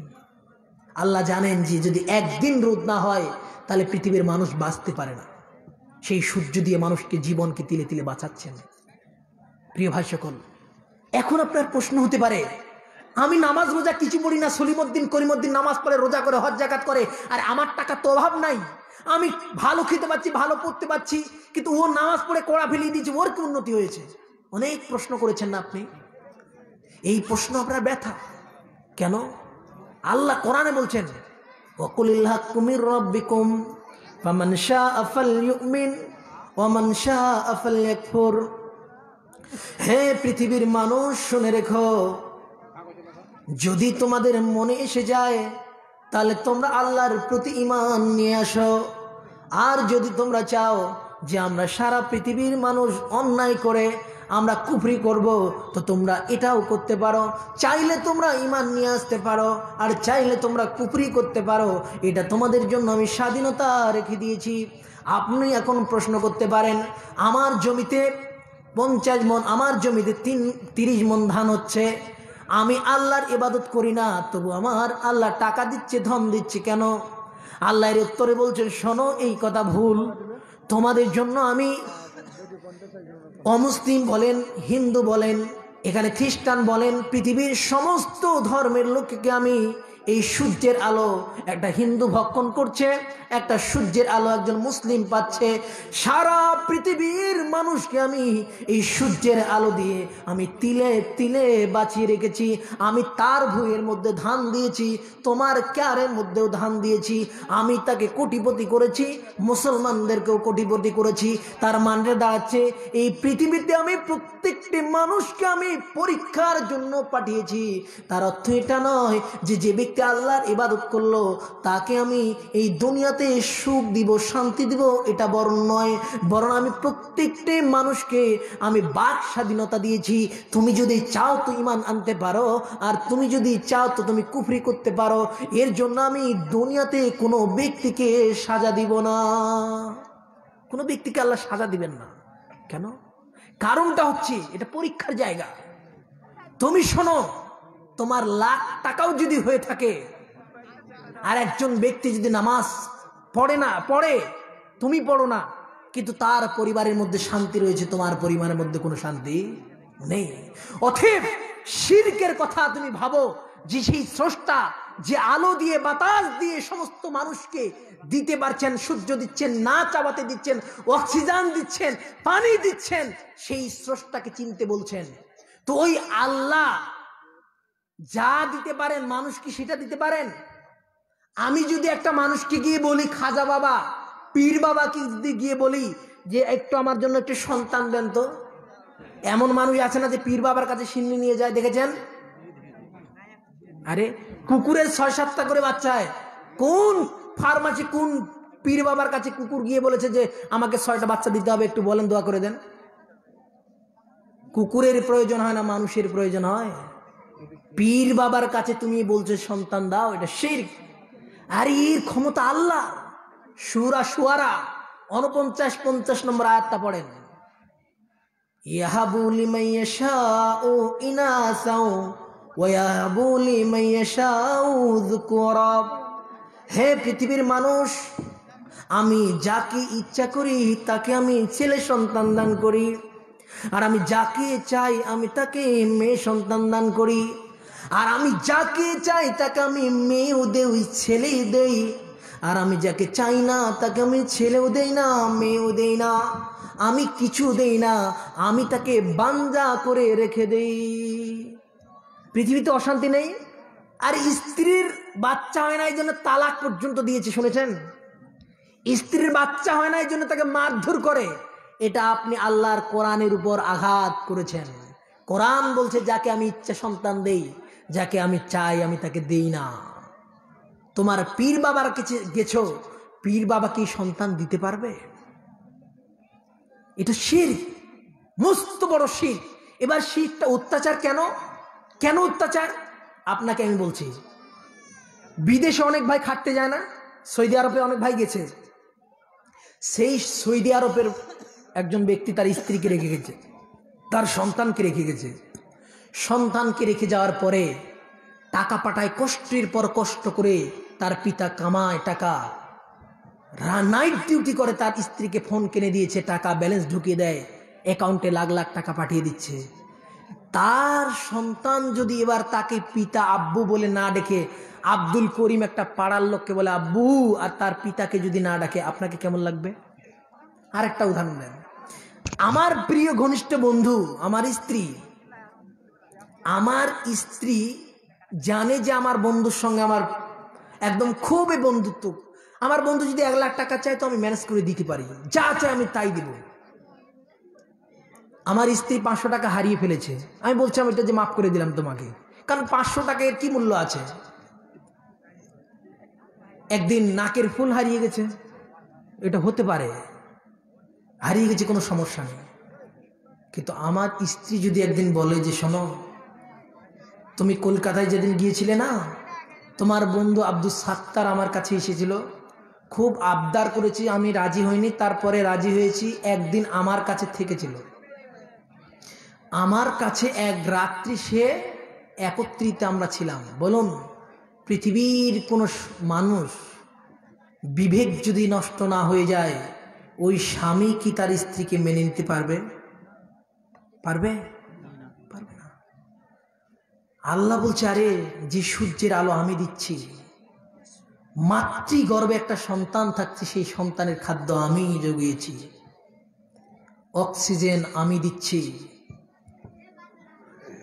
এত কিছু দেওয়ার পরে আমার কাছে চাইলে না, আমার সৃষ্টি হয়ে তুমি একটা সৃষ্টির কাছে দৌড়াচ্ছ, পীর বাবার কাছে গিয়ে যাচ্ছ। আরে ও তো আমার সৃষ্টি, আমি ইচ্ছা করলে তার টুটি চিপে দিয়ে আজকে মেরে ফেলতে পারি, আমি ইচ্ছা করলে তাকে এখন এই জানটাকে কবজ করে নিতে পারি।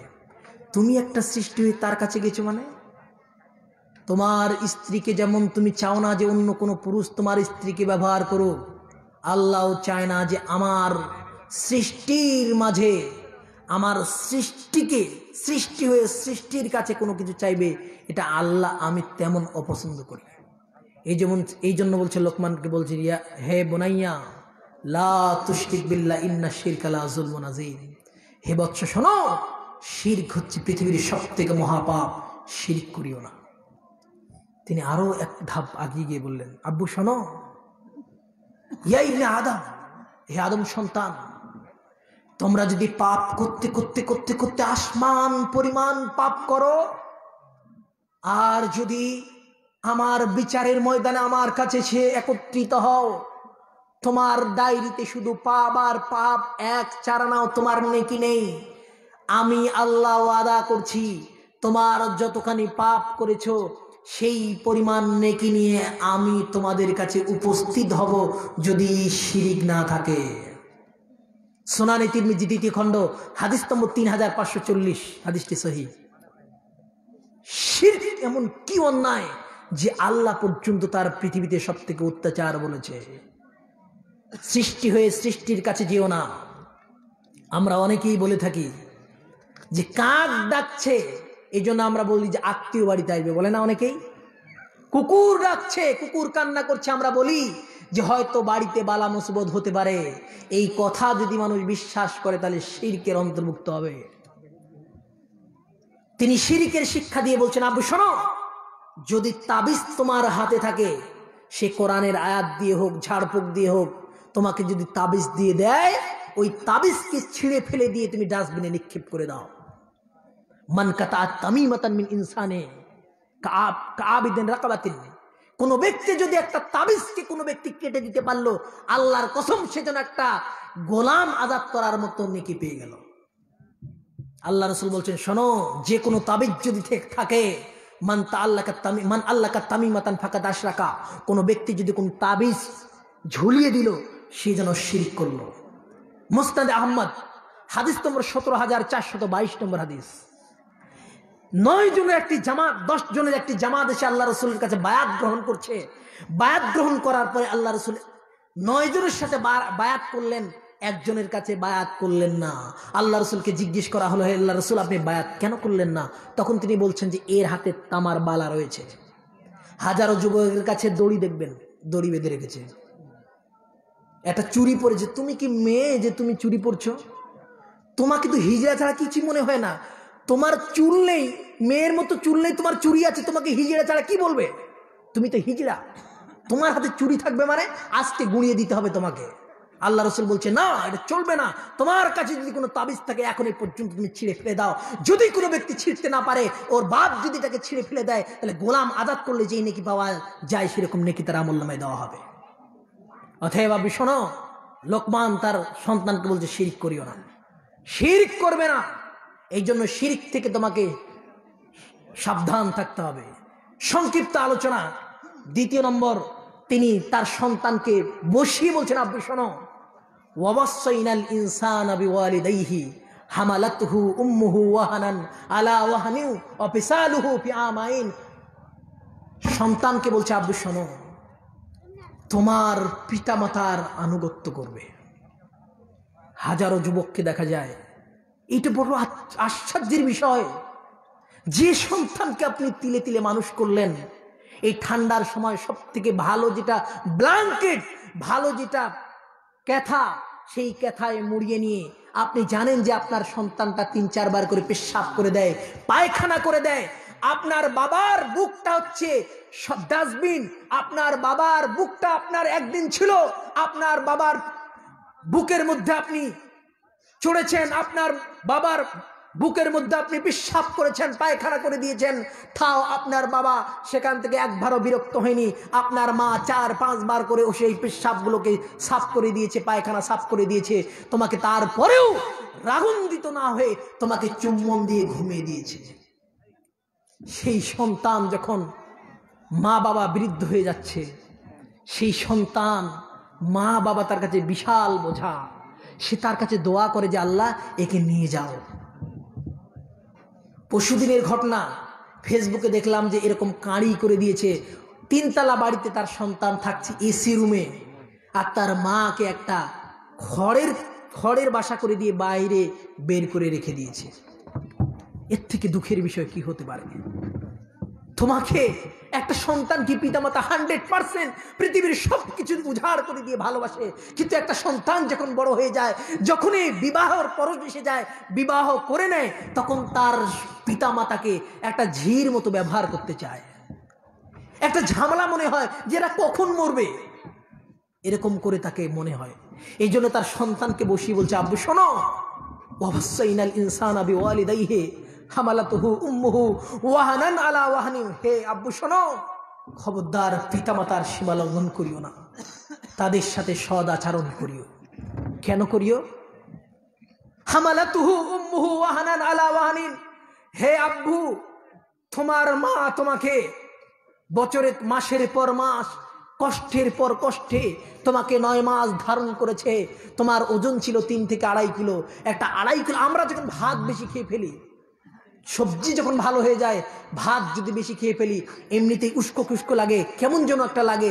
তোমার মা পেটের মধ্যে 2.5 কিলো একটা সন্তানকে বহন করে নিয়ে যাচ্ছে, সবসময় খেতে পারছে না, দাঁড়ালে পরে শান্তি লাগে না, বসলে শান্তি লাগে না, ভালো করে বসতে পারে না, ভালো করে খেতে পারে না, তার ভিটামিনের অভাব হয়ে যায়। এই সন্তানকে তিলে তিলে কষ্টের পর কষ্ট করে তোমাকে মানুষ করেছে। এটা আমার কথা নয়, কোরআনের স্পষ্ট আয়াত বলছে যে একটার পর একটা তোমার মা দুঃখ কষ্ট বেদনা সহ্য করে, আর তোমার দুধ ছাড়াতে 2 বছর সময় লেগে যায়। হে সন্তান, এই পিতামাতাকে ছেড়ে দিয়ে তোমরা কি করে জীবন যাপন করতে পারো? আল্লাহ অন্যত্র বলছেন সূরা বানী ইসরাঈল 17 নম্বর সূরা 23 নম্বর আয়াত, ওয়াকাদা রাব্বুকা আল্লা তা'বুদু ইল্লা ইয়্যাহু ওয়া বিল ওয়ালিদাইনি ইহসানা। হে পৃথিবীর মানুষ, চূড়ান্ত সিদ্ধান্ত আমারই ইবাদত করো, আমার ইবাদতের পরে চূড়ান্ত সিদ্ধান্ত তোমরা তোমার পিতামাতার আনুগত্য হবে। যদি তাদের মধ্যে দুইজনে যদি বৃদ্ধ হয়ে যায় অথবা একজন হয়ে যায়, তাহলে তাদের বিবেক নষ্ট হয়ে যায়। যখন কোনো মা 70 বছর উপনীত হয়ে যায়, তখন সেই মা তার হিতাহিত জ্ঞান থাকে না, বারবার খেতে চায়, বারবার পেশাব করে দেয়, বারবার যেন এটা আবদার করে, সব সময় এরকমটা করে। তখন তোমাকে বুঝে নিতে হবে আমার মায়ের স্মৃতিশক্তি নষ্ট হয়ে গেছে, আমার মায়ের আর সেরকম বিবেক নেই। তখন তুমি এই তোমার মায়ের কষ্ট দেখে তুমি বলিও না শব্দটা তুমি বলিও না। কেন? অনেকে বল, ইস তোর জন্য আমি ভালো করে থাকতে পারি না, তোর জন্য আমার বিছনা কাতা কোনো কিছুই ভালো থাকে না, এই কথা তুমি ভালো বলিও না। ওয়াকুল লাহুমা কাওলান কারীমা, তুমি তোমার পিতামাতার সাথে সম্মানজনক কথা বলবে। উমর রাদিয়াল্লাহু তাআলা আনহু প্রসিদ্ধ একটি ঘটনা, উমর রাদিয়াল্লাহু তাআলা আনহু কাছে একজন এসে বলছেন, হে আমিরুল মুমিনিন, আমি আমার মাকে কাঁধে করে নিয়ে আমি পেশাব পায়খানা করে ডাস্টবিনে নিয়ে যাই, আমি আমার মাকে বাথরুমে নিয়ে যাই, আমি পিঠে করে হজ করে নিয়ে বেরিয়েছি। হে আমিরুল মুমিনিন, বলো আমি আমার মায়ের হক আদায় করতে পেরেছি কিনা? আমিরুল মুমিনিন বলে, না, তুমি তোমার মায়ের হক আদায় করতে পারোনি। একজন এসে বলছি, হে আল্লাহ রাসূল, কোন ব্যক্তি আমার কাছে সব থেকে ভালোবাসার, সব থেকে স্নেহ পাওয়ার যোগ্য? তখন তিনি বললেন, উম্মুকা, তোমার মায়ের। তারপর সুম্মামান, হে আল্লাহ রাসূল, আমি তারপরে যদি কোনো ব্যক্তিকে আদর যত্ন করতে চাই, তিনি কে? তখন বললেন, তুমি তোমার মার করো। আবার প্রশ্ন করলেন, তখন বলছে, তুমি তোমার মার করো। চতুর্থবার আবার প্রশ্ন করলেন, হে আল্লাহ রাসূল, আমি কার সেবা যত্ন করব? তখন আল্লাহ রাসূল বলছেন, তোমার পিতার অনুগত্য করো। পিতার মাতার মায়ের গুণ 3 গুণ আল্লাহ রাসূল বাড়িয়ে দিলেন। সহিহ বুখারী 2য় খণ্ড হাদিস নম্বর 5981। আল্লাহ রাসূল এই হাদিস থেকে বোঝাতে চেয়েছেন, পৃথিবী তোমার মাই হচ্ছে তোমার জান্নাত, তোমার মাই হচ্ছে তোমার জাহান্নাম। শোনো, তোমার মায়ের পায়ের নিচে জান্নাত। এই হাদিস সত্য, এই হাদিস সহিহ। আল্লাহ রাসূল বলছেন, আল জান্নাতু তাহতা রিজলাইহা, তোমার মায়ের পায়ের নিচে তোমার জান্নাত রয়েছে। অতএব তুমি তোমার মাকে কোনোদিন কষ্ট দিও না। পৃথিবীতে একটা নারীর পিছনে গিয়ে নারীর প্রেম পাওয়ার জন্য তুমি তোমার মাকে ভুলে গেছো। এই ঘটনা মিথ্যা নয়, বাংলাদেশেই ঘটেছে। বইটা আপনি পড়তে পারেন, মুজাফফর বিন মুহসিন তার ভাই মুকাররম বিন মুহসিন বইটা লিখেছে, আজকের সমাজ পিতা ও মাতা। এই বইটা আপনারা অধ্যয়ন করবেন। সেখানে তিনি একটা ঘটনাকে এনেছেন যে ওই গ্রামের একটা ছেলে সন্তান ছিল, সেই ছেলে একটা মেয়ের প্রেমে পড়ে গেছে। যদিও আমি ঘটনা বলার পরে প্রয়োজন মনে করি না, কিন্তু এইটা ঘটনা সামঞ্জস্য রয়েছে। সেই সন্তান একটাই মাত্র বিধবা মা, তার কলিজার টুকরা হচ্ছে তার মা। তিনিও তার মাকে ভালোবাসেন, আর মাও তার সন্তানকে এক বিন্দু পরিমাণ না থাকলে অস্থির হয়ে যান।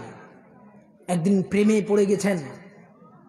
পড়েছেন একজন সব থেকে যেই গ্রামের মাতব্বর, তার একটা সম্ভ্রান্তশীল পরিবারের মেয়েকে ভালোবাসে। তার পিতা তার মায়ের সঙ্গে কুকর্ম করার জন্য, জেনা করার জন্য প্রস্তাব করেছিল। তার মা বলেছিল, না, এই কাজ, জঘন্য কাজ আমি করতে পারি না, প্রত্যাখ্যান করে দিয়েছে। এই রাগে তার মেয়েকে সেই সন্তানের সাথে লেলিয়ে দিয়েছে। সন্তানকে বলেছে, এই ছেলে বিয়ের প্রস্তাব করে, কিন্তু তার মেয়ের পিতা রাজি হয় না।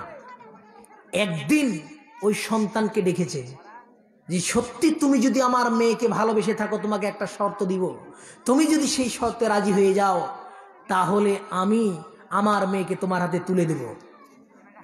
বলছে হ্যাঁ বলো, সব শর্ত আমি মেনে নিতে রাজি আছি। তখন বলেছিল শোনো, তোমার মায়ের কলিজাটা যদি তুমি আমার জন্য নিয়ে আসতে পারো, তাহলে আমার মেয়ে তোমার ছাড়া পৃথিবীর কোনো মানুষ তাকে আর বিয়ে করতে পারবে না। তার সন্তান বলছে না, এটা তো আমার দ্বারাই সম্ভব নয়। তাহলে যদি সম্ভব না হয়, তাহলে তোমার প্রেমিকা অন্য কারো হাত ধরে যাবে, তোমার কেমন লাগবে? তখন শয়তান তার মাথায় ভোর করে দিল, যদি কোনো মেয়ে নগ্ন হয়ে বেড়ায়, ইস্তাশরাফা শয়তান, শয়তান তাকে বিভোর করে দেয়। শয়তান কুমন্ত্রণা করে দিল, আরে এত সুন্দর মেয়েকে ছেড়ে দিবি? তোর মায়ের তো বয়স হয়ে গেছে, এই বুড়ির কথা ভাবছিস? ছেলে ড্রিঙ্ক করলো, বিয়ার ইচ্ছা মতো ভক্ষণ করলো, শরাব পান করে হিতাহিত কোনো জ্ঞান নেই। বাজার থেকে ছুরি কিনে নিল, কিন্তু মায়ের কাছে গিয়ে যেন মায়ার দৃষ্টিতে তাকিয়ে সন্তান যেন সেই ছুরি তার মায়ের দিতে পারছেন না। তিনি বাজার থেকে 6টা ঘুমের বড়ি নিয়ে আসলেন। ঘুমের বড়ি তার দুধের সঙ্গে মিশিয়ে দিয়ে তার মাকে পান করালেন। মা অজ্ঞান হয়ে ঘুমিয়ে গেল। তিনি চাইছেন যে তার মাকে দিবেন, যখনই যাচ্ছেন তখন হাত কাঁপছে, পারছেন না। শয়তান তাকে বিভোর করে দিয়ে সেই মাটাকে নির্মম ভাবে বুকের মধ্যে আঘাত করে দিলেন। বুক ফেটে গিয়ে কলিজা একদিকে, ফেফসা একদিকে হয়ে গেল। সন্তান কলিজাটা নিয়ে দৌড়িতে দৌড়িতে তার প্রেমিকার দিকে যেতে লাগলো। একটাই উদ্দেশ্য, আমার প্রেমিকাকে আমি পাবো, আমার প্রেমিকার হাসবে, আমি কলিজা নিয়ে নিব, সাদরে আমার গ্রহণ করবে, এই আশায় কলিজা নিয়ে যাচ্ছে। বাড়ির দরজার কাছে যেই দরজাটা উঁচু হয়েছিল, পায়ের সঙ্গে তার পাটা লেগে গিয়ে উষ্টাকে এসে পড়ে গেল। কলিজাটা মাটির মধ্যে পড়ে গিয়ে আওয়াজ উঠলো, হে সন্তান, তোর পায়ে লাগনি তো? আওয়াজ হয়ে গেল। তিনার মাথার মস্তিষ্ক নড়ে উঠলেন। আরে যেই মায়ের কলজা আমি ছেড়ে নিলাম, সেই মায়ের কলজার আওয়াজ ভেসে উঠছে, হে আব্বু, তোমার পায়ে লাগেনি তো? এই খোঁজ আমার মায়ের, মরা মা, আমার মা খোঁজ করে নিচ্ছে। এই সন্তান প্রেমিকার কাছে হাদিয়া দিচ্ছে সেই কলিজা। কলিজা দেওয়ার পরে তার প্রেমিকা বলছে, তোর মতো জাল্লাদকে আমি প্রেমিক ভাববো? আর তুই যদি আজকে তোর মাকে হত্যা করতে পারিস, তাহলে 3 দিন পরে আমাকে হত্যা করতে পারবি না, এর গ্যারান্টি কোথায়? তার মাকে হারালো, তার স্ত্রীকে হারালো, তার প্রেমিকাকে হারালো, কাবিরা গুনাহ করলো। এই জন্য রাসূল সাল্লাল্লাহু আলাইহি সাল্লাম বলছেন, শোনো, নিঃসন্দেহে মদ হচ্ছে সকল পাপের উৎস। যে ব্যক্তি মদ পান করবে 40 দিন পর্যন্ত তার সালাত কবুল হবে না। কারণ সব থেকে নেশাদার দ্রব্য পৃথিবীর সমস্ত পাপের মূল। এই জন্য আল্লাহ রাসূল বলছেন, মান শারিবাল খামরা ও সাকেরা লাম তুকবাল্লাহু সালাতুন 40 সাবহা। কোন ব্যক্তি যদি নেশাদার দ্রব্য পান করে 40 দিন পর্যন্ত তার সালাত কবুল হবে না। সুনান ইবনে মাজাহ 2য় খণ্ড কিতাবুল আশরিবা হাদিস নম্বর 3377 নম্বর হাদিস। অতএব এই নেশাদার দ্রব্য যদি কোনো ব্যক্তি পান করে, তাহলে এই পাপের সমস্ত মূল। এই মদ না পান করলে তার মাকে হত্যা করতে পারত। তাহলে একটা সন্তান কি করে তার মাকে হত্যা করতে পারে? কারণ তার শিষ্টাচার, ইসলামী স্বভাব, ইসলামী কৃষ্টি কালচার তাকে শেখানো হয়নি, এই জন্য বাধ্য হয়ে মাকে হত্যা করেছে। যে সন্তানটাকে আপনি তিলে তিলে ইসলামের আদব দিয়ে মানুষ করেন, আল্লাহর কসম আমি এখানে চ্যালেঞ্জ করে বলতে পারি, আপনার সন্তানটা যদি 20 বছর হয়ে যায়, আপনার সন্তানটা আপনার সব সময় আনুগত হয়ে থাকবে। আপনার সন্তান কোনোদিন 10টা ছেলের মতো হবে না। এটা আমার ওয়াদা, এটা আমার চ্যালেঞ্জ থাকলো। কোরআন বলছে তোমার পিতামাতাকে এই সম্মান করো। তার সন্তানকে বলছে, আব্বু, এই জন্যে তোমার মা যেহেতু তোমাকে গর্বে কষ্টের পর কষ্ট ধারণ করেছে, তোমাকে দুধ পান করিয়েছে, এই জন্য তোমার মাকে তুমি খবরদার, তোমার মাকে তুমি কষ্ট দিবে না, তোমার পিতাকে তুমি কোনোদিন কষ্ট দিতে পারবে না। অতএব তোমার সন্তানকে, তোমার পিতামাতাকে কখনো অসন্তুষ্ট করবে না। এই কথা লোকমান হাকিম তার সন্তানকে ওসিয়ত করছেন। 3য় নম্বর, আপনার সন্তানকে বলেন, আব্বু, তিরঙ্গা যে খাচ্ছ না, তুমি বিড়ি পান করছো। হাজার যুবক দেখবেন তিরঙ্গা পান জর্দা গুল করে বেড়াচ্ছে। তিরঙ্গা জর্দা, গুল, আজকে আমি এখানে বলে গেলাম, তিরঙ্গা, জর্দা, গুল, তারপর আপনার মধু, এই জাতীয় যত নেশাদার দ্রব্য আছে সবে মদ। কোনো ব্যক্তি যদি পান করে তাহলে এই ব্যক্তির 40 দিন সালাত আদায় হবে না। আপনি বলবেন যে এটা তো মদ নয়। মদ কাকে বলে? মদ হচ্ছে যেটা খেলে মানুষের বিবেক আচ্ছন্ন হয়ে যায় তার নাম মদ। কুল্লু মুস্কিরিন খামরুন ও কুল্লু খামরিন হারাম, কুল্লু মুস্কিরিন খামরুন ও কুল্লু খামরিন হারামুন। প্রত্যেকটা নেশাই হচ্ছে মদ আর প্রত্যেকটা মদই হচ্ছে হারাম। সহিহ মুসলিম 2 খণ্ড পৃষ্ঠা নম্বর 267। অতএব আপনাকে মনে রাখতে হবে, বিড়ি, তিরঙ্গা, গৌল, জর্দা এগুলো সবই নেশার অন্তর্ভুক্ত। অতএব আজকে আপনাকে ছাড়তে হবে। আপনাকে যদি আমি প্রমাণ করে দিয়ে না যেতে পারি যে যদি কোনো ব্যক্তি বিয়ার চেনেন তো, লাল মাল এক ঢক খেয়ে যতটা অপরাধ না করেছে তার থেকে একবার খৈনি মুখে দিলে তার থেকে লক্ষ লক্ষ গুণ বেশি পাপ। কোনো ব্যক্তি যদি পানের সঙ্গে জর্দা খেয়ে যায়, আজকে ও যদি 1 বোতল ভাগরা খায়, 1 বোতল যদি লাল মাল খায়, তার থেকে লক্ষ কোটি গুণের গুণা বেশি হচ্ছে যদি কোনো ব্যক্তি জর্দা পান করে।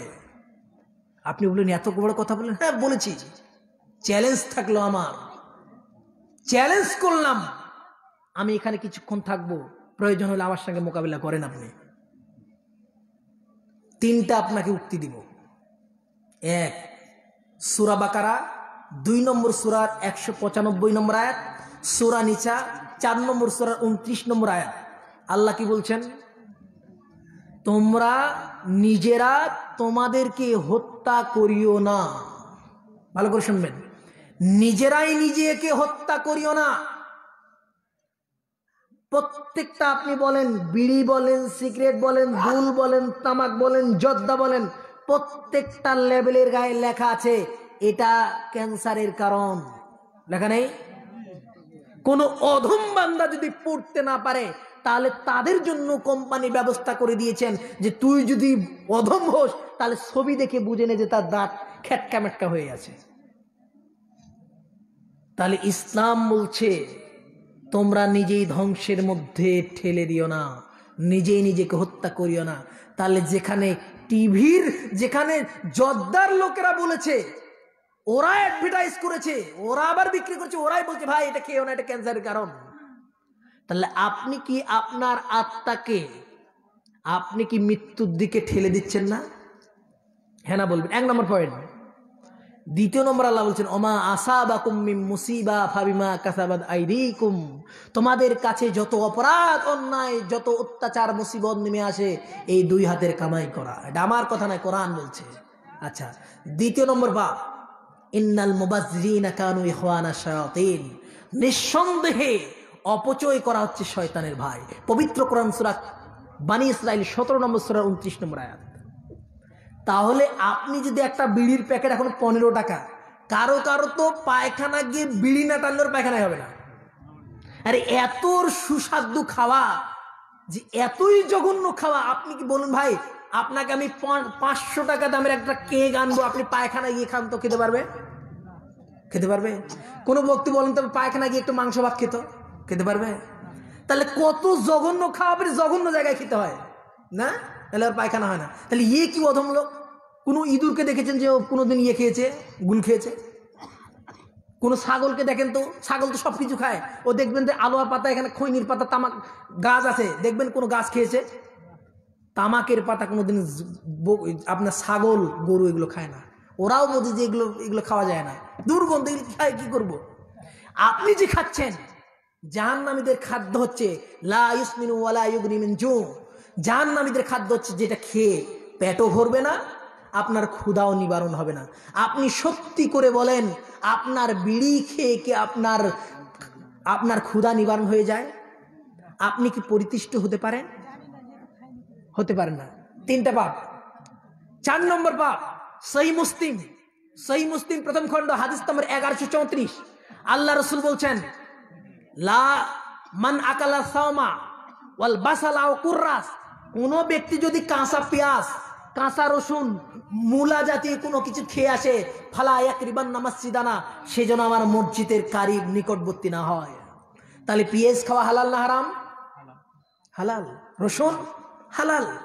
তাহলে রসুন পেঁয়াজকে হালাল খেয়ে যদি মসজিদে আসতে বারণ হয়, তাহলে আপনি কি বলতে পারবেন যে রসুনের থেকে বিড়ির সেন্টটা বেশি ভালো? তাহলে আপনার কাছে দাঁড়াইলে দুর্গন্ধে পাঠা পাঠা বোকড়া বোকড়া গন্ধ করে, আপনি কি করে ওখানে দাঁড়াতে পারেন?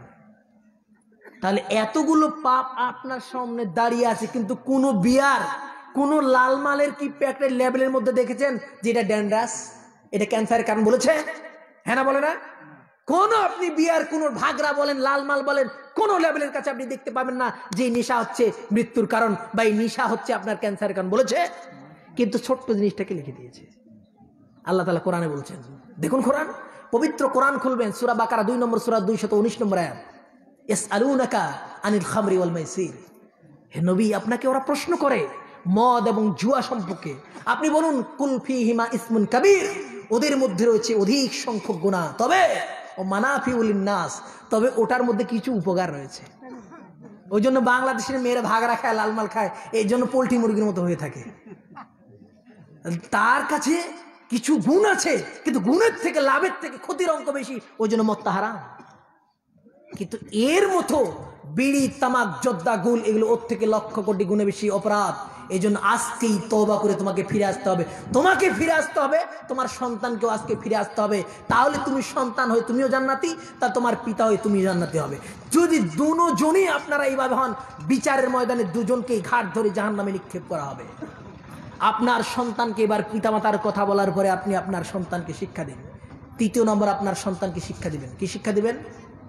যে আব্বু, আপনার মেয়েটাকে বলেন, আম্মু তুমি যে কলেজে যাচ্ছ, তুমি এইভাবে মাথায় একটা কাপড় না দিয়ে কেন যাচ্ছ? প্রথমত পিতা হিসাবে তোমার হুঁশ নেই। তুমি তোমার মেয়েকে কাপড় কিনে দিয়েছো, একটা স্কিন টাইট একটা জামা কিনে দিয়েছো, যেই জামা পরে হাজার লক্ষ যুবককে দেখিয়ে বেড়াচ্ছে। আপনি এমন কাপড় পরিধান করিয়ে দিয়েছেন, লক্ষ কোটির হাজার হাজার যুবক স্বপ্নের মাধ্যমে তোমার মেয়েকে দেখে। তুমি জানো না তোমার মেয়েকে প্রকাশ্য পায় না, কিন্তু মনে মনে বলে যে ওর মেয়েকে যদি আমি একটু বিয়ে করতে পারতাম। মনে মনে এটা আকাঙ্ক্ষা করে। এই যতজন মনে মনে আকাঙ্ক্ষা করেছে, প্রত্যেকটা আপনার কিয়ামত পর্যন্তের গুনাহ লিখতেই থাকবে। এটা আপনার জন্য হয়েছে। আপনি মুসলমানের সন্তান, আপনি এইভাবে পোশাক পরবেন মানে? রাসূল বলেছেন, শোনো, সহিহ মুসলিম 1ম খণ্ড হাদিস নম্বর 2128। কত বললাম? 2128। আল্লাহ রাসূল বলছে, সিনফানি মিন আহলিন নার লাম আরাহুমা কওমুন, 2 শ্রেণীর লোক এমন আসবে যেটা আমি কোনোদিন দেখব না। তার মধ্যে এক শ্রেণীর মহিলা হচ্ছে নিসাউন কাসিয়াতুন আরিয়াতুন মুমিলাতুন মাইলা। এমন সব মহিলা শেষ জামানায় আবির্ভাব হবে, তাদেরকে আমি দেখব না। নিসাউন কাসিয়াতুন আরিয়া, তারা পোশাক পরিধান করবে কিন্তু উলঙ্গ থাকবে। মুমিলাতুন মাইলা, তারা নিজে পুরুষের প্রতি আকৃষ্ট হয়ে যাবে এবং তাদের প্রতি পুরুষদেরকে আকৃষ্ট করাবে। আপনার মেয়েটা সুন্দর করে ভুরু, আল্লাহর দেওয়া ভুরু, এত সুন্দর ভুরুকে চিকন করে নিয়ে, আরো চাঁদের মতো চিকন করে নিয়ে আপনার মেয়েটাকে পুরুষকে দেখায়, আপনার মেয়েকে লিপস্টিক করে দিয়ে দেখায়। এটা বড় পরিতাপের বিষয়। আপনার মেয়েটার যখন বিয়ে হয়ে গেল, আপনার জামাইকে একটু দেখে বলবেন তো যে জামাই বাবু, আমার মেয়েটা তো দেখেছি খুব কলেজে গিয়েছে, খুব একদম গোড়া উঁচা জুতা পরে, লিপস্টিক দিয়ে চুল কলপ করে, আর আপনার ভুরু চিকন করে, তো তোমার কাছে কেমন ব্যবহার দেখায়? ও আদিবাসীর মতো ওর বাড়িতে কাজ করবে। শাস্তি হলে স্বামীর কাছে যায়। একটা ঘটনা বলি, সেই বুখারী খুলবেন 1ম খণ্ড হাদিস নম্বর 1301 নম্বর। হাদিসগুলো মুখস্থ রাখেন, মেয়েদের কাজে লাগবে এটা। আবু তালহা রাদিয়াল্লাহু তাআলা আনহু এর একজন স্ত্রী ছিলেন। এর স্ত্রী উম্মে সুলাইম। একটু ভালো করে শোন, কাজে লাগবে। তো এই আবু তালহার সন্তান অসুস্থ, এর নাম হচ্ছে, এই সন্তান উমায়ের তার নাম, অসুস্থ। এই অসুস্থ সন্তানকে রেখে তিনি বাণিজ্য করতে গেলেন। বাণিজ্য করতে করতে আসছেন বাড়িতে, খবর পৌঁছে গেল উম্মে সুলাইমের কাছে, তোমার স্বামী বাড়িতে আসছে। দেখো স্বামীর আনুগত্য কাকে বলে, স্বামীর ভালোবাসা কতটুকুন। স্বামীর ভালোবাসা সম্পর্কে আল্লাহ রাসূল বলছেন, সেই নারী সব থেকে উত্তম, তার স্ত্রী জানছেন যে আমার স্বামী আসছে, এই স্বামী আসার কারণে তার সন্তানটা মাগরিবের আজান যখন হয়, উমাইর রাদিয়াল্লাহু তাআলা আনহু পৃথিবী ছেড়ে পরলোক গমন করলেন। সবেমাত্র একটাই সন্তান, অত্যন্ত স্নেহের, অত্যন্ত ভালোবাসা, অত্যন্ত স্নেহ করতেন আবু তালহা তার সন্তানটাকে, একটাই সন্তান। আবু তালহা যখন বাড়িতে চলে আসলেন, প্রথমেই আগে খোঁজ যে আমার আবু তালহা, উমাইর কেমন আছে। তার স্ত্রী বলছে, ওগো স্বামী, তোমার সন্তান আগের থেকে খুবই শান্ত আছে, তুমি একটু অপেক্ষা করো, ঘুমাতে দাও, ফজর যখন নামাজ পড়তে উঠবে তখন ঠিক তোমাকে দেখে দেবো আমি, তুমি একটু রেস্ট করো, আমি আসছি। উম্মে সুলাইম নিজেকে নিজের মতো সাজলেন, আলতা, সোনো, যত কিছু আছে কসমেটিকের জিনিস সব তিনি ব্যবহার করলেন। নিজেকে সুশ্রী করে, সুন্দর করে, নিজের যৌবনকে, নিজের সুশ্রী চেহারাকে স্বামীর কাছে উপস্থাপন করে হাসি মারলেন। নিজের স্বামীও তার কাছে একটু সন্তুষ্টির নজরে দেখলেন। চাহিদা জাগলো আবু তালহার, নিজের সন্তানের থেকে স্বামীকে বেশি প্রাধান্য দিচ্ছে। আবু তালহা তার প্রতি আকৃষ্ট হয়ে গেলেন। উম্মে সুলাইম মরা সন্তানটাকে কাজল দিয়ে, সাদা কাপড় দিয়ে মুড়িয়ে দিয়ে অন্য ঘরে তাকে লুকিয়ে রাখলেন। হাজারো ধৈর্য ভাত ভেঙে যাচ্ছে, চোখের পানি অঝরে টক টক টক টক করে পড়ছে। স্বামীকে দুঃখ দিবেন না, এই জন্যে মরা সন্তানকে একপাশে রেখে স্বামীর প্রতি আকৃষ্ট হয়ে যাচ্ছেন। মন চায় না, কার মন চায়? আপনি বলবেন এর প্রতি হয়তো মায়া ছিল না, তার না। আল্লাহ রসুল বলেছেন, একজন মহিলা, আল্লাহ রসুল কবরের পাশে দাঁড়িয়ে তার সন্তানের জন্য কান্না করছে। তো আল্লাহ রসুল বলছেন, আরে মহিলা, তুমি কেন কান্না করছো? তুমি তার জন্য দোয়া করো। মহিলাটা বলছে, এই চলে যাও এখান থেকে, তোমার হলে তুমি বুঝতে পারতে, আমি যে কত বেদনায় আছি তুমিও বুঝতে পারতে। মহিলাটা কিন্তু জানছিল না যেটা আল্লাহ রসুল। পরক্ষণে তাকে বলা হলো যেটা আল্লাহ রসুল। মেয়েটা আল্লাহ রসুলের কাছে গিয়ে বলছে, আল্লাহ রসুল, আমার ভুল হয়ে গেছে, আপনাকে চিনতে পাইনি। আল্লাহ রসুল, শোনো, ইন্নাস সাবরা সাদমাতিল উলা, নিঃসন্দেহে প্রথম ধাক্কায় যেটা ধাক্কা আসবে, সেই সময় যদি তুমি সবুর করতে পারো, এটা হচ্ছে মেন সবুর। কোনো ব্যক্তি যদি তার সন্তান 3টা মারা যায়, কোনো সন্তান যদি 3টা মারা যায়, তাহলে সে সরাসরি জান্নাতে যাবে। আবার প্রশ্ন করা হলো, হে আল্লাহ রসুল, যদি কারো সন্তান 2টা মারা যায়? বলছে, 2টা সন্তান যদি মারা যায়, এরা যদি জাহান্নামী হয়, সন্তান তার আঁচল ধরে বলবে, আল্লাহ, এদেরকে তুমি জাহান্নামে দিও না। সুনানে তিরমিজির একদম স্পষ্ট সহিহ রাওয়ায়াত। বলছিলাম যে উম্মে সুলাইম সেই দিনে, সেই রাত্রে নিজের স্বামীর সঙ্গে তার সহবাস হয়ে গেল। সকালবেলা ফজরের আজান হচ্ছে। আবু তালহা বলছে, হে আমার প্রিয়তমা স্ত্রী, আমার সন্তানটাকে দেখার জন্য আমার বুক ফেটে যাচ্ছে, আমি একটু দেখতে চাই, দেখাও না আমাকে। তখন উম্মে সুলাইম কত ব্রিলিয়ান্ট একজন মহিলা ছিলেন, বলছেন যে, স্বামী, এই চাদরটা যদি আমি আপনাকে দিই, বা আপনাকে কেউ যদি দেয়, কিছুক্ষণের জন্য আপনাকে ঠান্ডা থেকে মুক্ত করার জন্য দিয়েছে, সেই চাদরটা যদি কোনো এই মালিক, যদি চাদরের মালিক যদি এই চাদরটা চায়, তো আপনি কি দিবেন না? বলছে, হ্যাঁ, অবশ্যই দিব। স্বামী, তোমাকে একটা কথা বলতে চাই। গত রাত্রে যখন তুমি আসছিলে, তোমার সন্তানটা আল্লাহর প্রদত্ত একটা নেয়ামত ছিল, হাতে করে গড়েছিলাম, স্নেহ মায়া দিয়ে গড়েছিলাম, ইসলামিক শিষ্টাচার শিখিয়েছিলাম, নামাজ পড়ছিল। এই কলিজার টুকরা সন্তানটাকে রক্ষা করতে পারেনি, আল্লাহর দেওয়া আমানত নিয়ে নিয়েছে।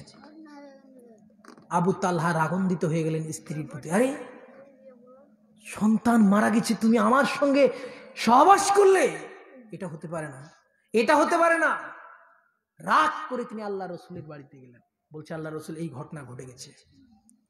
আল্লাহ রসুল বললেন, হে আবু তালহা, গত রাতে তোমার স্ত্রীর সঙ্গে যে তুমি ব্যবহার করেছো, তোমার স্ত্রী যেটা করেছে, আল্লাহর কসম ওই রাত্রির যেই রাত্রি গেছে আমি খুশি হয়েছি এবং আল্লাহ তোমাদের এই ব্যবহারে খুশি হয়ে গেছেন।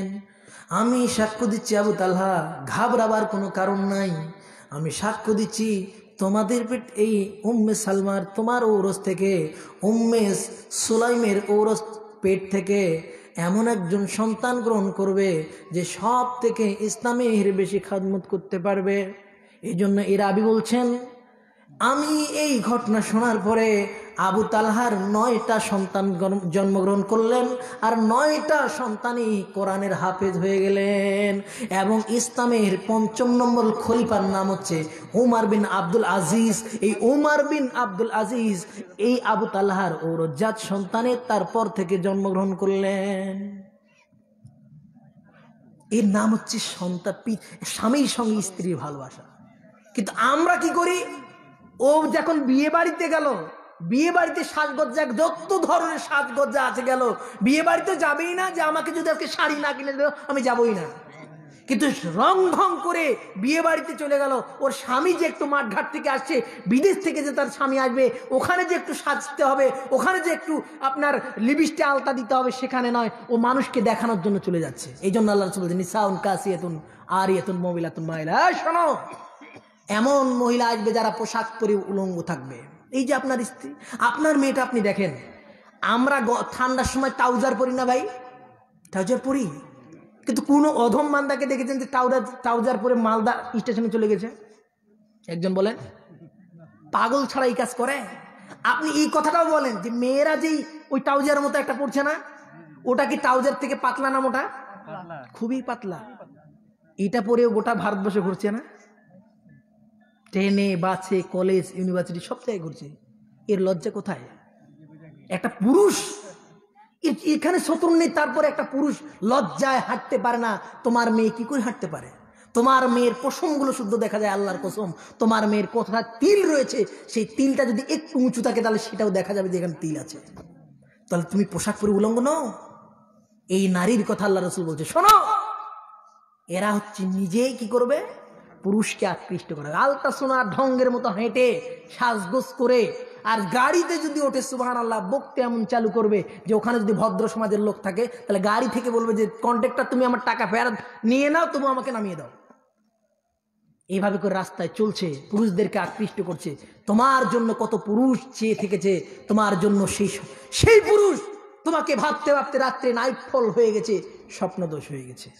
হাজারো পুরুষের দিলের মধ্যে তুমি আছো, তুমিও আকৃষ্ট হচ্ছ সেই পুরুষের দিকে। আল্লাহ রাসূল বলছেন, লা ইয়াজিদনাল জান্নাতা, তারা তো জান্নাত পাবেই না, বরং জান্নাতের ঘ্রাণ 70 বছরের পর থেকে জান্নাতের ঘ্রাণটা পাওয়া যায়। কোনো ব্যক্তি যদি 70 বছর একটা দ্রুতগামী ঘোড়া নিয়ে সফর করে, যত দূর পর্যন্ত এই ঘোড়া নিয়ে ছুটবে ততদিন পর্যন্ত, 70 বছর পর্যন্ত যত দূর যাবে তত দূর পর্যন্ত জান্নাতের সেন্টটা পাওয়া যায়, গন্ধটা পাওয়া যায়। এরা তো জান্নাতের সুগন্ধ, জান্নাত তো পাবেই না, বরং জান্নাতের ঘ্রাণটাও তারা পাবে না। এরা জান্নাতের ঘ্রাণ, জাহান্নামী হলেও জান্নাতের ঘ্রাণ পাবে, কিন্তু এরা জান্নাতের সুগন্ধিও পাবে না। তাহলে এরা কত অধম। আর এই মহিলাকে তুমি, আর তোমার স্ত্রীর কথা বলি, তোমার স্ত্রী এভাবে যাওয়ার সাহস কি করে পায়? তোমার স্ত্রী বিয়ে বাড়িতে যাচ্ছে, ওন্না নেই, কিছু নাই, ডং ডং করে চলে যাচ্ছে হিন্দুদের মতো। কেন যাবে? তোমার জন্য। তুমি শুনে রাখো যুবক, রাসূল সাল্লাল্লাহু আলাইহি ওয়াসাল্লাম বলেছেন, সালাসাতুন কাদ হারামাল্লাহু আলাইহিমুল জান্নাহ, 3 শ্রেণীর লোক এমন রয়েছে ওরা সরাসরি জাহান্নামে যাবে। আপনারা জানেন, এখানে ওলামা সমাজ বসে আছে, ফেলে মাঝির উপরে যদি কত শব্দটা আসে তাহকিকের মানে করে দেয়। কাদ হারামাল্লাহু আলাইহিল জান্নাহ, তার প্রতি আমি জান্নাতকে হারাম করে দিয়েছি। এমন কোন, আপনি বলেন জেনা করলে সরাসরি জাহান্নামে যাবে, এরকম হাদিস আছে আপনি জানা? আমাকে বলেন, নাই। আপনি বলেন যে মদ খেয়েছে সরাসরি জাহান্নামে? কিন্তু আল্লাহ রাসূল বলেছেন, কোনো ব্যক্তি যদি সালাসাতুন কাদ হারামাল্লাহু আলাইহিমুল জান্নাহ, 3 শ্রেণীর ব্যক্তি রয়েছে যাদের প্রতি আমি জান্নাতকে হারাম করেছি। যার 1 নম্বর হচ্ছে, তিনি বললেন আল আক, যারা পিতা মাতার অবাধ্যই চলে। পিতা যদি বলে আব্বু একটু যাও, একটু সেশন করে আসো, মাঠে একটু যাও, সে বলছে না আমি যেতে পারবো না, আমাকে কলেজে যেতে হবে ইত্যাদি কথা বলে পিতার কথা অমান্য করে চলে গেল। এই সন্তান পশ্চিমকালেও জান্নাতে প্রবেশ করতে পারে না। 2 আল মুদমিনুল খামরা, যে সব সময় সর্বদা নেশাদার দ্রব্য পান করে, এই কোনোদিন জান্নাতে প্রবেশ করতে পারবে না।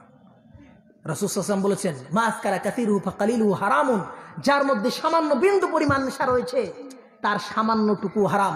সুনান ইবনে মাজাহ 2য় খণ্ড হাদিস নম্বর 3393। অতএব আপনাকে ভাবতে হবে নেশাদার দ্রব্য যদি কোনো ব্যক্তি পান করে সরাসরি জাহান্নাম। 3 নম্বরে আল্লাহ রাসূল বলছে আদ-দায়ুস আল্লাযী ইউকিররু ফি আহলিল খাবাস, দায়ুস কোনদিন জান্নাতে যাবে না। আল্লাযী ইউকিররু ফি আহলিল খাবাস, যে তার পরিবারের মধ্যে বেহাইর সুযোগ দিয়েছে, যে যার পরিবারের মধ্যে কন্ট্রোল শক্তিকে হারিয়ে ফেলেছে, যার মধ্যে কোনো আত্মবোধ নেই, সে হচ্ছে দায়ুস। আপনার মেয়ে সাহস পায় কি করে? আপনার মেয়ে বলছে আব্বু আমার দুলাভাইয়ের সঙ্গে, আমার দুলাভাইয়ের আমার বোনুর সঙ্গে আমি একটু সিনেমা দেখতে যাব। এবার খালেদার মা বলছে জামাইটা তো কোনোদিন বলে না, তো একদিন যাক, চলে যাক। এই যাওয়ার জন্য আপনিও জাহান্নামে, আর আপনার স্বামী যে আছে এও জাহান্নামী। এ দায়ুস, আপনি দায়ুস, আপনার স্ত্রীও দায়ুস। এই স্বামী কোনোদিন জান্নাতে যেতে পারে না, আপনি সাবধান হয়ে যান। অতএব সন্তানকে শিষ্টাচার দেওয়ার জন্য আপনি সন্তানকে পাশে বসিয়ে বলেন আব্বু শোনো, পিতামাতার অস্বীকার করিও না, পিতামাতা হচ্ছে তোমার জান্নাত, তোমার এই জাহান্নাম। তারপরে তুমি শিক্ষা দাও যে আব্বু শোনো, তুমি তোমার পোশাককে শালীন ব্যবহার করো, তোমার পোশাক তুমি এমন পোশাক পরবে যেটা মানুষ দেখতে পারে না। আরে পৃথিবীতে বলেন পৃথিবীর সব থেকে মহা দামি সম্পদের নাম কি বলেন তো? আপনারা জানেন না? পৃথিবীর সব থেকে বস্তুর নাম কি সব থেকে উত্তম? জাযাকাল্লাহ। মিশকাতুল মাসাবিহ কিলবেন 2য় খণ্ড কিতাবুন নিকাহ হাদিস নম্বর 3083। আল্লাহ রাসূল বলছেন আদ-দুনিয়া কুল্লুহা মাতা ওয়া খায়রুল মাতা'id দুনিয়া আল মারাতুস সালেহ। সারা পৃথিবী হচ্ছে সম্পদ, আর সব থেকে উত্তম সম্পদের নাম হচ্ছে নেককার স্ত্রী। আপনাকে বলে যেতে চাই মা বোনেরা, একটু লক্ষ্য করুন, আপনি আপনার দাম, পৃথিবীতে সব থেকে স্বর্ণের দাম বেশি। যেই দেশের রিজার্ভ ব্যাংকে যত স্বর্ণ রয়েছে সেই দেশের টাকার মূল্য সব থেকে বেশি। ভারতবর্ষের সোনা কম, এই জন্য টাকার মূল্য কম। সৌদি আরবের সোনা বেশি, টাকার মূল্য বেশি। অতএব হীরা, পান্না, জহরা, মতি, এইভাবে পৃথিবীতে যত সম্পদ রয়েছে আপনার কাছে, সব থেকে মহামূল্যবান সম্পদের নাম হচ্ছে নেককার স্ত্রী। অতএব তোমরা যদি নেককার স্ত্রী হয়ে থাকো, আল্লাহর কসম করে বলি, তোমরা তোমাদের মূল্যবোধকে তোমরা নষ্ট করে দিয়েছো মানুষের কাছে গিয়ে, তোমরা তো তোমাদের সতীত্বকে নষ্ট করে দিয়েছো কলেজে গিয়ে, তোমরা তোমাদের নিজের যৌবনটাকে ফুরিয়ে দিয়েছো তোমাদের হাই স্কুলে গিয়ে, স্কুলে গিয়ে, প্রাইমারিতে গিয়ে। শোনো, কয়েকটা উদাহরণ দেব। সেটা কি? পৃথিবীতে যদি সব থেকে যে জিনিসের দাম বেশি, তার যত্নের, তার সংরক্ষণের দায়িত্ব সব থেকে বেশি না কম বলেন? পৃথিবীতে যার যত দাম বেশি তার সংরক্ষণের দায়িত্ব তত বেশি।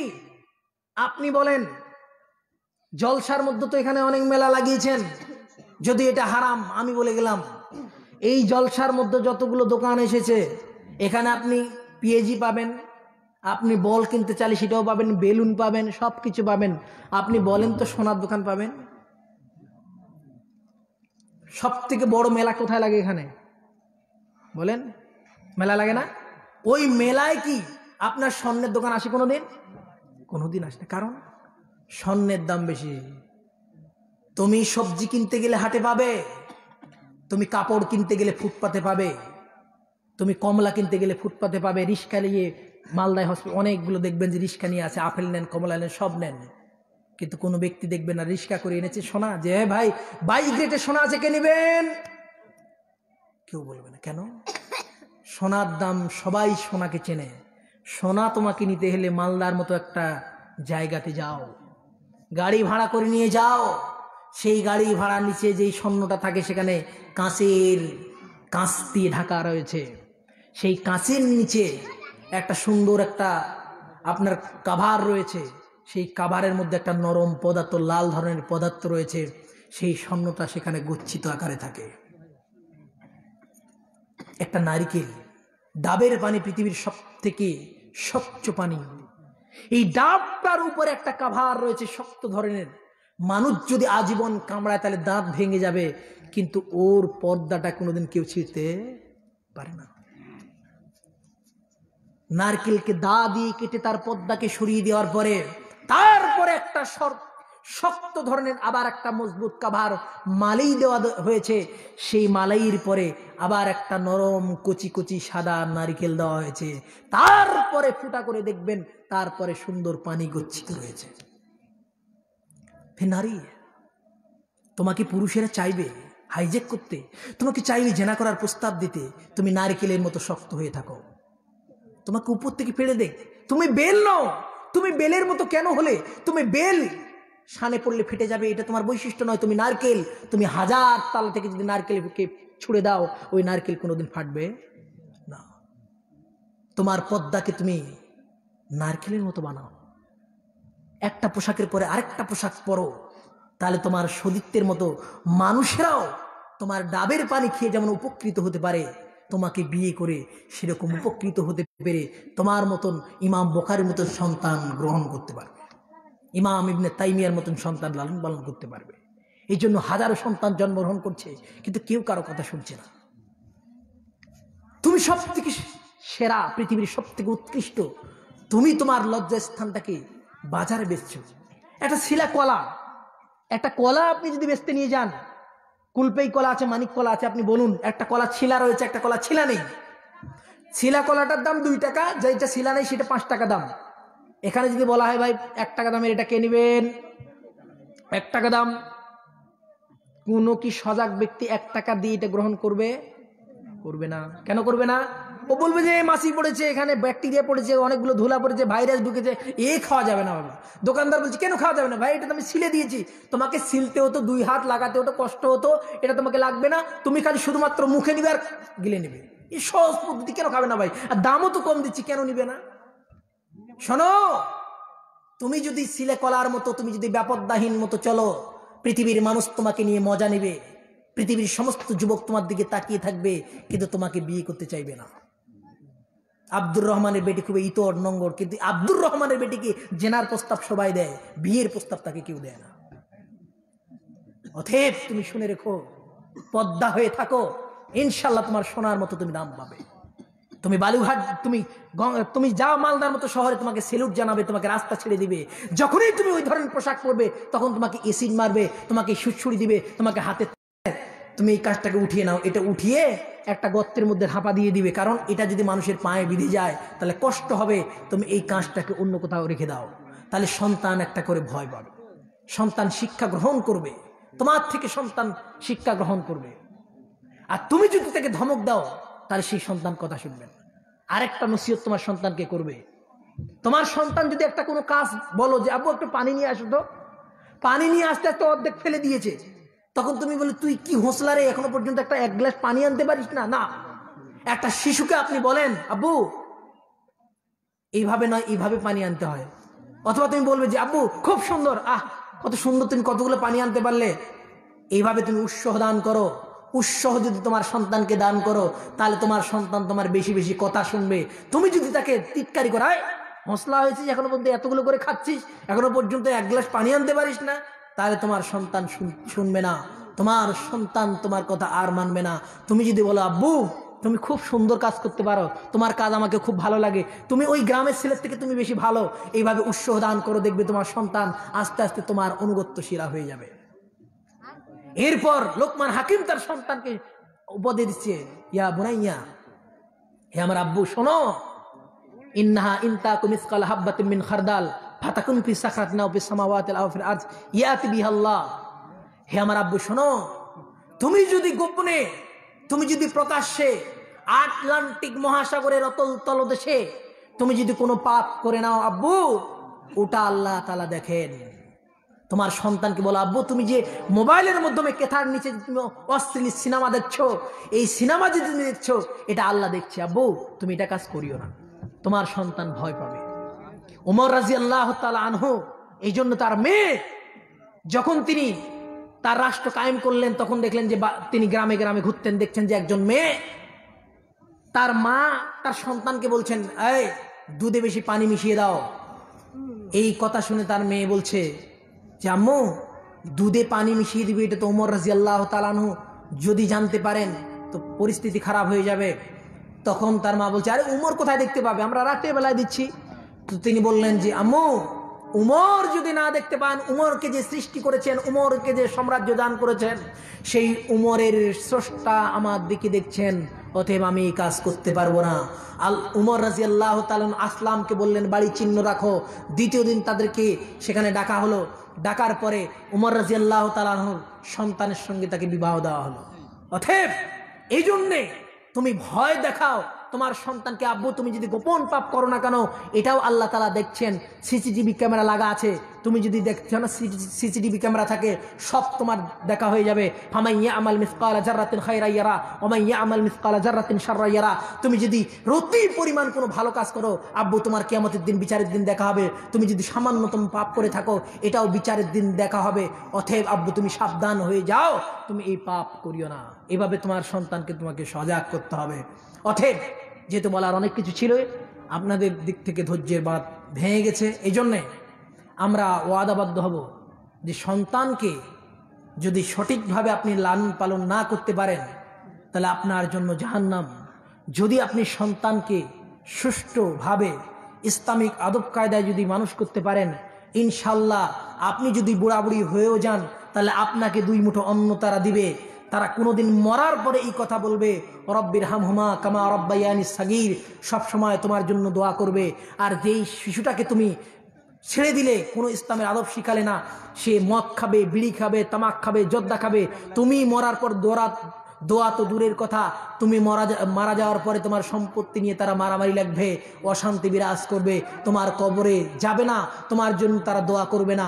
এমন একটা সন্তানকে রেখে যান যে সন্তান তোমার জন্য দোয়া করতে পারে, অবিরাম দোয়া করতে পারে। আল্লাহ রাসূল বলেছেন, কোনো শিশু যদি তার পিতামাতার জন্য দোয়া করে কবর পর্যন্ত সেই নেকি লেখা হয়। অতএব তোমার সন্তানের জন্য দোয়া করার মতো একটা সন্তানকে গড়ে যেতে হবে। ওই সন্তানকে মাদ্রাসায় দিতে হবে। সেই মাদ্রাসার জন্য যদি একটা হাফেজ হতে পারে, একটা আলেম হতে পারে, ইনশাআল্লাহ সেই সন্তান পিতামাতার জন্য দোয়া করবে। বিচারের ময়দানে এই সন্তান আপনার জন্য সুপারিশ করবে। অতএব আল্লাহ তাআলা যেন আমাদেরকে এই শিশুদেরকে লালন পালন করার তৌফিক দান করেন, বল আমিন। সুবহানাকাল্লাহুম্মা বিহামদিকা আশহাদু আল্লা ইলাহা ইল্লা আনতা আস্তাগফিরুকা ওয়া আতুবু ইলাইক। যারা দান করেছিলেন, যে নিয়তে দান করেছে, আল্লাহ তুমি তাদের দানকে সদরে গ্রহণ করে নাও। হে আল্লাহ, যারা অসুস্থ রয়েছে আল্লাহ তুমি তাদেরকে আরোগ্য দান করো। হে আল্লাহ, যারা হসপিটালে রয়েছে আল্লাহ তাদেরকে তুমি সুস্থ দান করো। হে আল্লাহ, যাদের পিতামাতার যারা কোনো সন্তান, যারা এক বস্তা সিমেন্ট, আল্লাহুম্মা সাল্লি আলা আল্লাহুম্মা বারিক আলাইহি, আল্লাহ তাদের দানকে সদরে গ্রহণ করো। হে আল্লাহ, যাদের পিতামাতার কথা শোনে না আল্লাহ, সেই সমস্ত সন্তানকে তুমি ইসলামের সুচিত দল ছায়াতলে আসার তৌফিক দান করো। আমিন।